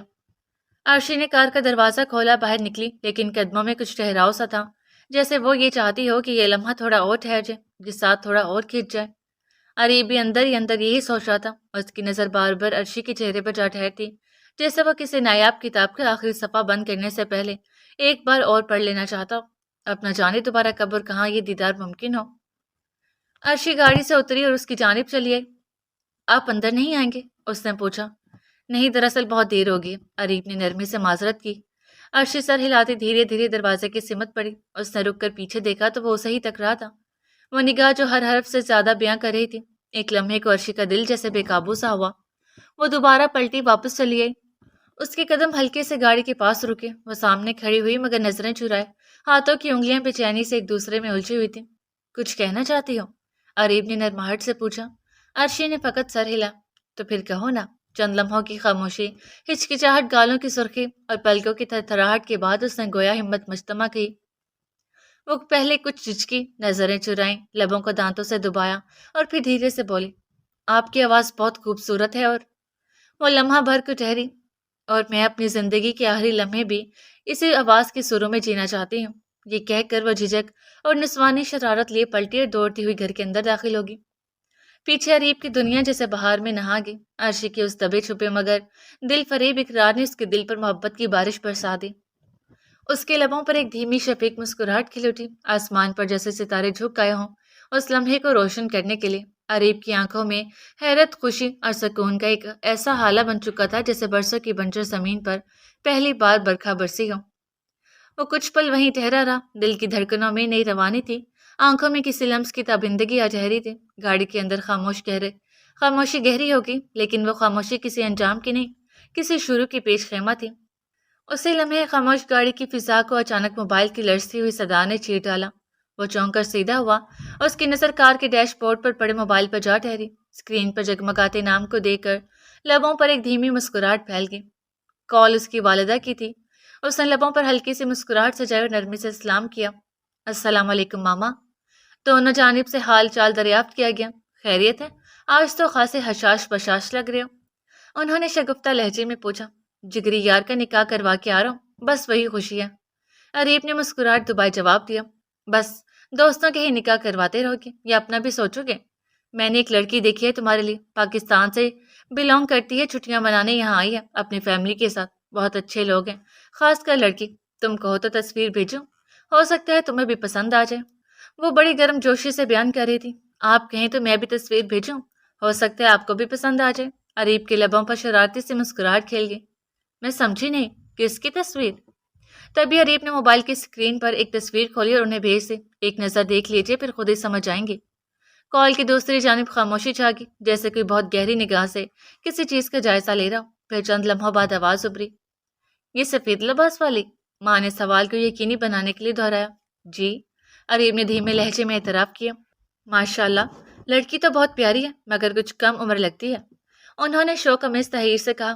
یہ عرشی کی تصویر تھی جو عریب نے سہل اور یمان کے بہانے تب لی تھی جب عرشی سہل کے برابر بیٹھی تھی۔ عمر میں رکھا ہی کیا ہے ماما، جب دو دل محبت پر راضی ہوں تو باقی سب ثانوی ہو جاتا ہے، عریب نے نرمی لیکن جزم سے کہا۔ واہ بیٹا، محبت بھی کر لی اور ماں کو خبر تک نہ دی. ادھر میں تمہارے رشتے کے لیے خوار ہو رہی ہوں اور تم چپ چاپ دل دے بیٹھے. انہوں نے بناوٹی شکوہ سے جڑا. چپ چاپ نہیں، سارے عام دل دیا ہے، اور آپ کو نہیں بتاؤں گا تو اور کسے بتاؤں گا؟ آپ سے چھپا سکتا ہوں بھلا؟ وہ مسکرا کر بولا. خیر چھوڑو، یہ بتاؤ کہ کیسی ہے، طبیعت کی کیسی ہے، کیا کرتی ہے، گھر والوں کا پس منظر کیسا ہے؟ وہ ایک کے بعد ایک سوال کیے جا رہی تھی اور عریب خندہ پیشانی سے ہر بات کا جواب دیتا گیا، سنجیدگی، محبت اور اعتماد کے امتزاج کے ساتھ. آخر کار جب انہیں بھی اطمینان ہو گیا تو عریب نے کال سے فارغ ہو کے موبائل نرمی سے ڈیش بورڈ پر رکھ دیا اور سر سیٹ کی پشت سے ٹکا دیا. چند لمحے وہ یوں ہی بیٹھا رہا. نظریں ایک بار پھر اس دروازے پر پڑی جہاں سے عرشی کچھ وقت قبل اندر گئی تھی. اس سے مسکراتی نگاہوں سے اس دروازے کو دیکھا اور پھر گاڑی سٹارٹ کر دی. باہر بارش اب بھی برس رہی تھی مگر رفتار میں کچھ ٹھہراؤ آ گیا تھا، جیسے دل کو منزل کی ایک پہلی جھلک دکھا دی گئی ہو. یوں اس شب ایک خاموش دعا پوری ہو گئی تھی. ایک نئی کہانی نے آنکھ کھولی تھی. محبت دلوں میں نخیز کلیوں کی مانند پنپنے لگی تھی اور مستقبل کی راہوں میں ایک نئی منزل کی طلب بیدار ہو چکی تھی. دل اب کسی نئی پگڈنڈی پر قدم رکھنے کو تیار ہو چکا تھا. ایک خاموش سی مسکراہٹ، ایک بند دروازہ، ایک نرم ہوا کا جھونکا اور ایک دل کی دھڑکن، سب کچھ اس امر کی گواہی دے رہے تھے کہ ایک نئی کہانی جنم لے چکی ہے، ایک اور محبت دلوں میں پرورش پا چکی ہے اور ایک نئی منزل کی طلب آنکھوں میں جاگ اٹھی ہے.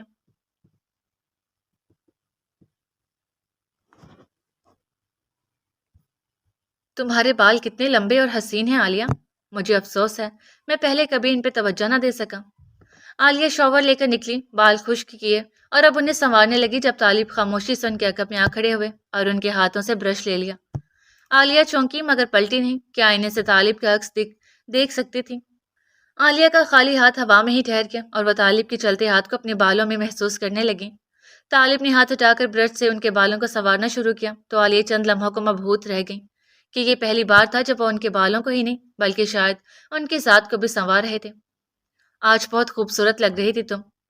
طالب کی آواز دھیمی تھی مگر لہجے میں ایسا ٹھہراؤ تھا جیسے برسوں کی پیاس کو پہلی بار لفظوں کی چھاؤں ملی ہو، جبکہ عالیہ ان کی تعریف پہ جیسے لمحات کی رو میں بہنے کے بجائے ان لمحات میں ٹھہر سی گئی.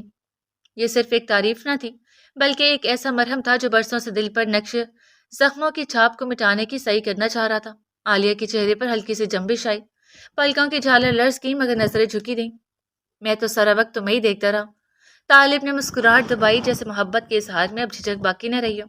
جس کام کی کبھی عادت نہیں رہی آپ کی وہ مت کرتے، مت دیکھتے. عالیہ نے آہستگی سے رخ موڑا. گالوں پر روشنی اور پرچھائیاں رقص کرتی رہیں مگر آواز میں شکوہ چھلک پڑا. عادت ڈال رہا ہوں نا. طالب کا چہرہ پل بھر کو بت سا گیا مگر پھر مدھم انداز میں گویا ہوئے. اب کیا فائدہ آپ کی دیکھنے کی عادت ڈالنے کا جب میں آپ کی نظر انداز کرنے کی عادی ہو چکی ہوں. عالیہ کے دل میں خفیف سے کپکپاہٹ ابھری مگر زبان پر کرواہٹ نے اب بھی ڈیرے ڈال رکھے تھے. ابھی تک خفا ہو؟ طالب نے ان کے بال چھوٹے ہوئے دونوں شانوں سے انہیں تھام کر اپنی روبرو کیا. یہ حفقی نہیں، شکوے ہیں طالب. اور آپ کو کیا لگتا ہے کہ گزرا وقت پلک جھپکنے کے ساتھ ہی بھول جاتا ہے؟ میں انسان ہوں، کوئی روبوٹ نہیں جس کی میموری لاس ہو جائے اور وہ گزرا سب بھول جائے. طالب کی پلکیں جھک گئی، سانس جیسے کچھ بوجھل ہوئی، ان کی انگلیاں ایک دوسرے میں الجھنے لگیں.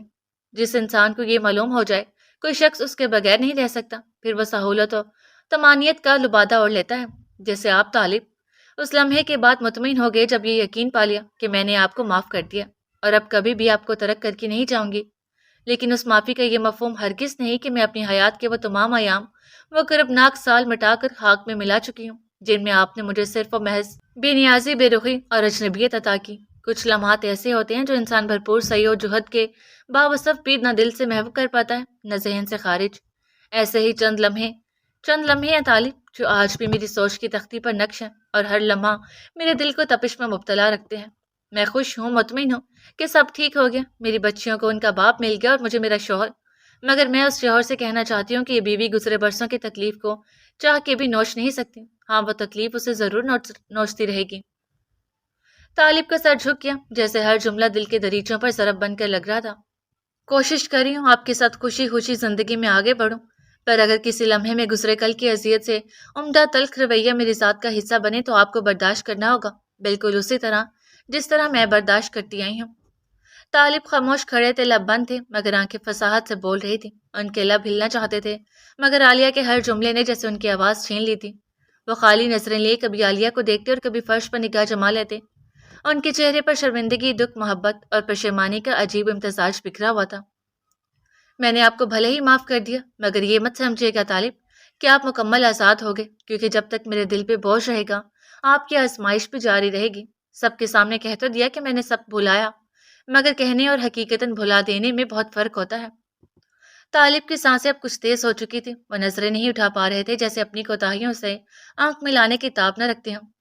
اللہ نے برسوں بعد میری سنی اور آپ کو میری طرف لوٹا دیا، مگر جب کوئی ایک بار جا کر واپس لوٹے تو یا تو وہ پہلے سا نہیں رہتا، یا جس کے پاس وہ لوٹے وہ پہلے سا نہیں رہتا، اور میں بھی پہلے سے نہیں رہی طالب۔ میں یہ نہیں کہہ رہی کہ میں کسی مجبوری کے تحت آپ کے ساتھ گزر کروں گی، میں پورے دل سے آپ کا ساتھ نبھاؤں گی اور پہلے کی طرح ہی سارے فرائض بھی نبھاؤں گی، مگر کبھی اگر گزرے وقت کے عکس میں لپٹ کر آپ کے نام تلخی یا خاموشی کر دوں تو شکوہ مت کیجیے گا، کیونکہ ساری عمر میں نے بھی بنا شکووں کے ہی گزاری ہے، اور اب یہی سب آپ کو بھی کرنا ہے۔ خاموشی کی ایک لہر کمرے میں پھیل گئی، وقت تھم سا گیا، طالب کی سانسیں مدھم مگر بھاری ہو چکی تھی۔ مجھے وقت دیں کہ میں اپنا دل شیشے کی مانند صاف کر سکوں، بلکہ میرا دل ایک شیشہ ہی تو تھا جسے آپ نے چکنا چور کر دیا، اور جب کسی شیشے میں ایسے چور چور کر دینے والی دراڑیں آ جائیں تو پھر وہ پہلے جیسا سلامت نہیں ہو پاتا۔ سمجھ لیں کہ میرے دل پہ بھی دراڑیں پڑ چکی ہیں، اور نہیں جانتی کہ یہ دراڑیں کبھی ٹھیک ہوں گی یا نہیں۔ ہاں، اتنا ضرور وعدہ کرتی ہوں کہ آپ نے جس طرح میری ذات کو زخمی کیا اس طرح آپ کو کبھی نہیں کروں گی، مگر مکمل طور پہ بدل جانے کی گارنٹی اس وقت میں آپ کو نہیں دے سکتی۔ اب طالب نے گہری سانس لی، ان کے چہرے پر دکھ، ندامت اور محبت ایک ساتھ اتر آئے تھے۔ اور ہاں، اس چیز کا دکھ تو بہت ہے کہ جب ہمیں شدت سے ایک پرسکون گوشے کی ضرورت تھی تب آپ ہمیں اس چھت تلے جلاتے رہے، مگر اب جب سب ٹھیک ہو گیا تو آپ ہمارے سروں پر ایک نئی چھت لے آئے۔ مگر خوش بھی ہوں کہ میری اور میری بیٹیوں کے پاس اب وہ چھت اور چار دیواری آ گئی ہے جس پہ ہم فخر کر سکیں، ایک ایسی جائے پناہ ہے کہ ہم دوسروں کے سہاروں کو محتاج نہیں ہوں گے۔ زحل اور رمایا کی خوشی دیکھ کر میں آپ کے ان تحائف کی بہت مشکور ہوں۔ عالیہ نے جہاں شکریہ کیا وہیں شکوہ بھی کر ڈالا۔ عالیہ، وہ خاموشی سے عالیہ کے قریب ہوئے اور انتہائی مہذب لہجے میں گویا ہوئے، تمہاری ہر بات، ہر شکوہ، ہر زخم سب میرے دل پہ نقش ہو رہا ہے۔ تم کہتی ہو کہ تم پہلی سے نہیں رہی تو سچ کہتی ہو، کیونکہ وقت جب اپنا رنگ بدلتا ہے تو انسان کے باطن کو بھی دھو دیتا ہے۔ میں مانتا ہوں کہ میرے رویے نے تمہارے دل کو شیشے کی طرح توڑا۔ میں یہ بھی مانتا ہوں کہ دراڑیں صرف جسم میں نہیں پڑتی، کبھی روح میں اتر جاتی ہیں، لیکن اگر تمہارے دل میں آج بھی اتنی سکت ہے کہ تم مجھے یہ سب کہہ سکو تو سمجھتا ہوں کہ وہ رشتہ جو کبھی نڈھال ہوا تھا ابھی مکمل مرا نہیں۔ ان کی آواز سے دکھ چھلک رہا تھا، مگر وہ سنبھل کر بولے، تم وقت مانگتی ہو، میں تمہیں ہر لمحہ، ہر ساتھ، ہر دن اور ہر برس دوں گا۔ تم جب بھی خاموش ہو جاؤ گی میں تمہاری خاموشی میں تمہاری آواز تلاش کروں گا۔ جب تم تلخی سے منہ موڑو گی میں محبت سے تمہیں واپس اپنی جانب بلاؤں گا۔ میں تم سے وہ شوق نہیں مانگ رہا جو شاید ختم ہو چکا ہو، میں تم سے فقط ایک رشتہ نبھانے کی امید رکھتا ہوں، ایسا رشتہ جو صبر سے، فہم سے، درگزر سے پروان چڑھتا ہے۔ انہوں نے آہستہ سے ایک قدم آگے بڑھایا، جیسے لفظوں سے زیادہ فاصلے گھٹانے کی کوشش ہو۔ میں وعدہ کرتا ہوں تمہارے دل کی ہر دراڑ پر محبت کے مرہم رکھوں گا۔ میں وہ موسم بن جاؤں گا جو ٹوٹے شیشے کو چمکدار سورج کی روشنی سے جگمگا دے۔ پھر وہ آہستہ سے بولے، عالیہ، میری محبت و فکر شاید خاموش رہی، مگر اب میں اس خاموشی کو صدائے دل میں بدلنا چاہتا ہوں۔ تم مجھ سے صرف وقت مانگتی ہو، میں تو زندگی دے دوں گا تمہارے ہر لمحے کا ہمسفر بن کر۔ طالبوں نے گہری نظروں میں بھرتے پورے دل سے بولے۔ عالیہ نے اپنی پلکیں آہستہ سے جھپکیں، دل کی تھکن اس کے چہرے سے عیاں تھی، مگر آنکھوں کی نمی میں ایک خاموش سی امید کی جھلک بھی ابھر آئی تھی۔ وہ نگاہیں چراتی رہیں، پر دل کی پرتیں جیسے کسی ہلکی دستک پر کھلنے لگی ہوں۔ تمہارے ہر لفظ نے میری روح کو جھنجھوڑ دیا، نہ تمہارا درد چھپا ہے مجھ سے، نہ تمہاری تنہائی کی وہ چیخیں جو کبھی لبوں تک نہ آئیں۔ میں جانتا ہوں یہ وہ زخم ہے جو لفظوں سے چھپتے نہیں اور نہ ہی وقت کے بہتے دریا میں بہہ جاتے ہیں۔ ان کی آواز بھرا گئی تھی، مگر لہجہ مکمل مردانگی سے پر تھا، جبکہ ہونٹوں پر لرزش تھی، جیسے کچھ کہنا چاہتی ہوں مگر ضبط کے بندھن میں بندھی ہوں۔ دل کی ایک پرت رو رہی تھی، دوسری بے اختیار طالب کی طرف کھنچ رہی تھی۔ لیکن میں یہ بھی جانتا ہوں کہ تمہارے سچ میں میری محبت کی گنجائش باقی ہے۔ اس لمحے وہ ایسا سے آگے بڑھے، نگاہ میں نہ التجا تھی نہ غرور، فقط وہ سکون جو سچے پچھتاوے سے جنم لیتا ہے۔ ان کی آنکھوں میں وہ عاجزی تھی جو صرف اپنی کہی نارسائی کو سمیٹنے والوں میں دیکھی جاتی ہے۔ میں نے تمہیں تکلیف دی اور اس تکلیف کی معافی کے ساتھ تمہاری ذات کو مکمل چاہنے کا وعدہ بھی کر رہا ہوں۔ میں جانتا ہوں کہ میں وہ شخص ہوں جس نے تمہارے دل کے شیشے پر دراڑیں ڈالی، لیکن آج میں تمہارے ہر زخم کو اپنے لمس سے سمیٹنا چاہتا ہوں۔ طالب نے ہولے سے ان کے ہاتھوں کو اپنے ہاتھوں کے لمس سے نوازا تو عالیہ سمٹ سے گئی۔ اب وہ نظریں نہیں چرا رہی تھی بلکہ ان کے چہرے پر وہ خاموشی چھا گئی تھی جو فقط کسی لمحے قبولیت کی پیش خیمہ ہوتی ہیں۔ میں وقت دوں گا عالیہ، اتنا وقت جتنا تمہیں دراڑوں سے نکلنے کے لیے درکار ہو۔ میری محبت تم پر کوئی قید نہیں، بس ایک دعا ہے جو تمہارے نام سے جڑی ہے، اور وہ یہ کہ ایک دن تمہارا دل پھر سے میرا گھر بن جائے۔ وہ تھوڑا سا جھکے اور آہستہ سے عالیہ کی پیشانی پر لب رکھ دیا۔ عالیہ کا پورا وجود لرز کے رہ گیا۔ یہ وہ لمس تھا جس میں معذرت، محبت، عہد اور اختیار سب سموئے تھے۔ عالیہ نے پلکیں موند لی تو دو آنسو ان کی آنکھوں سے ٹوٹ کر قدموں میں جا گرے، مگر یہ پہلی بار تھا کہ طالب کی طرف سے ملے یہ آنسو بے مولی کے ہرگز نہیں تھے۔ عالیہ نے آنکھیں موند لی اور دل میں گویا برسوں کی تھکن پگھلنے لگی۔ آج پہلی بار تمہیں اپنے دل سے بے حد قریب پا رہا ہوں، اور اب دور بھیجنے کا سوچ بھی نہیں سکتا۔ اب سے تم صرف میری بیوی نہیں، میرا سب کچھ ہو، میرا پیار ہو، میری نجات ہو، میرا وہ مکان ہو جس میں بس کے میں ساری عمر گزار دینا چاہتا ہوں۔ طالب نے بڑی عقیدت سے ان کے ہاتھوں کو اپنی دونوں آنکھوں سے لگا لیا۔ عالیہ طالب کی اس روپ کو شادی کے اوائل دنوں میں بھی نہ دیکھ سکی جسے اب دیکھ رہے تھے۔ انہیں اپنے ہاتھوں سے آگ نکلتی محسوس ہو رہی تھی کہ طالب کا لمس تھا ہی اتنا حدت بخش مگر اتنا ہی پرسکون۔ میں وعدہ کرتا ہوں عالیہ، آج کے بعد تمہاری پلکوں پر نمی صرف خوشی کی ہوگی۔ میں تمہیں سارے آنسو اپنی پلکوں سے چن لوں گا۔ انہوں نے اپنے پوروں میں عالیہ کی آنکھوں کی نمی کو چن لیا جیسے یہ ان کا قیمتی اثاثہ ہو۔ عالیہ تو بس ٹکٹکی باندھی انہیں دیکھی جا رہی تھی۔ پھر اچانک طالب نے عالیہ کے ہاتھ کو اپنی لبوں سے لگا لیا تو عالیہ نے مزاحمت کرنا چاہی۔ آپ کے کپڑے میں نے نکال دیے، آپ چینج کر لیں، شاور مت لیجیے گا ورنہ زخم خراب ہو جائے گا۔ آج کا دن تھا بھی بہت تھکا دینے والا، میں اب آرام کرنا چاہتی ہوں۔ عالیہ نے جھجک کر اپنا ہاتھ چھڑوایا اور ان کے سامنے سے ہٹ جانا چاہا، مگر طالب نے اب کی بار انہیں بازوں سے تھام کے روک لیا۔ آج میں تمہیں خود سے دور نہیں جانے دوں گا۔ ہاں جانتا ہوں آج کا دن بہت تھکا دینے والا ہے، مگر میں اپنی باتوں سے، اپنے دھیمے لفظوں سے، اپنے نرم لمس سے اور محبت میں ٹھہری نظروں سے تمہاری ساری تھکن مٹا دوں گا۔ وہ بازوں سے ہوتے ان کے چہرے پر آ ٹھہرے اور ہاتھوں کے پیالے میں ان کے معصوم چہرے کو بھر لیا۔ عالیہ کا دل لمحہ لمحہ ان کی ایسی قربت میں بے حال ہو رہا تھا۔ برسوں گزرے وہ ان کے لمس کا احساس ہی بھول چکی تھی، اور اب وہ احساس پہلے سے بھی زیادہ شدت سے محسوس ہو رہا تھا۔ اپنے شوہر کی ایسی باتیں، ایسی نظریں اور ایسے لمس سے ان کے دل کی حالت اس باغ سی ہو رہی تھی جو برسوں سے توجہ وقت و محبت نہ ملنے کے سبب اجڑ چکا تھا، مگر اب پھر سے سرسبز و شاداب ہو رہا تھا اور اس میں کئی طرح کے پھول کھل رہے تھے۔ آپ نے کہا تھا آپ مجھے وقت دیں گے طالب، اور مجھے اس وقت وہ درکار ہے۔ آپ جا کر چینج کر لیں، مجھے نیند آ رہی ہے، صبح بات کریں گے۔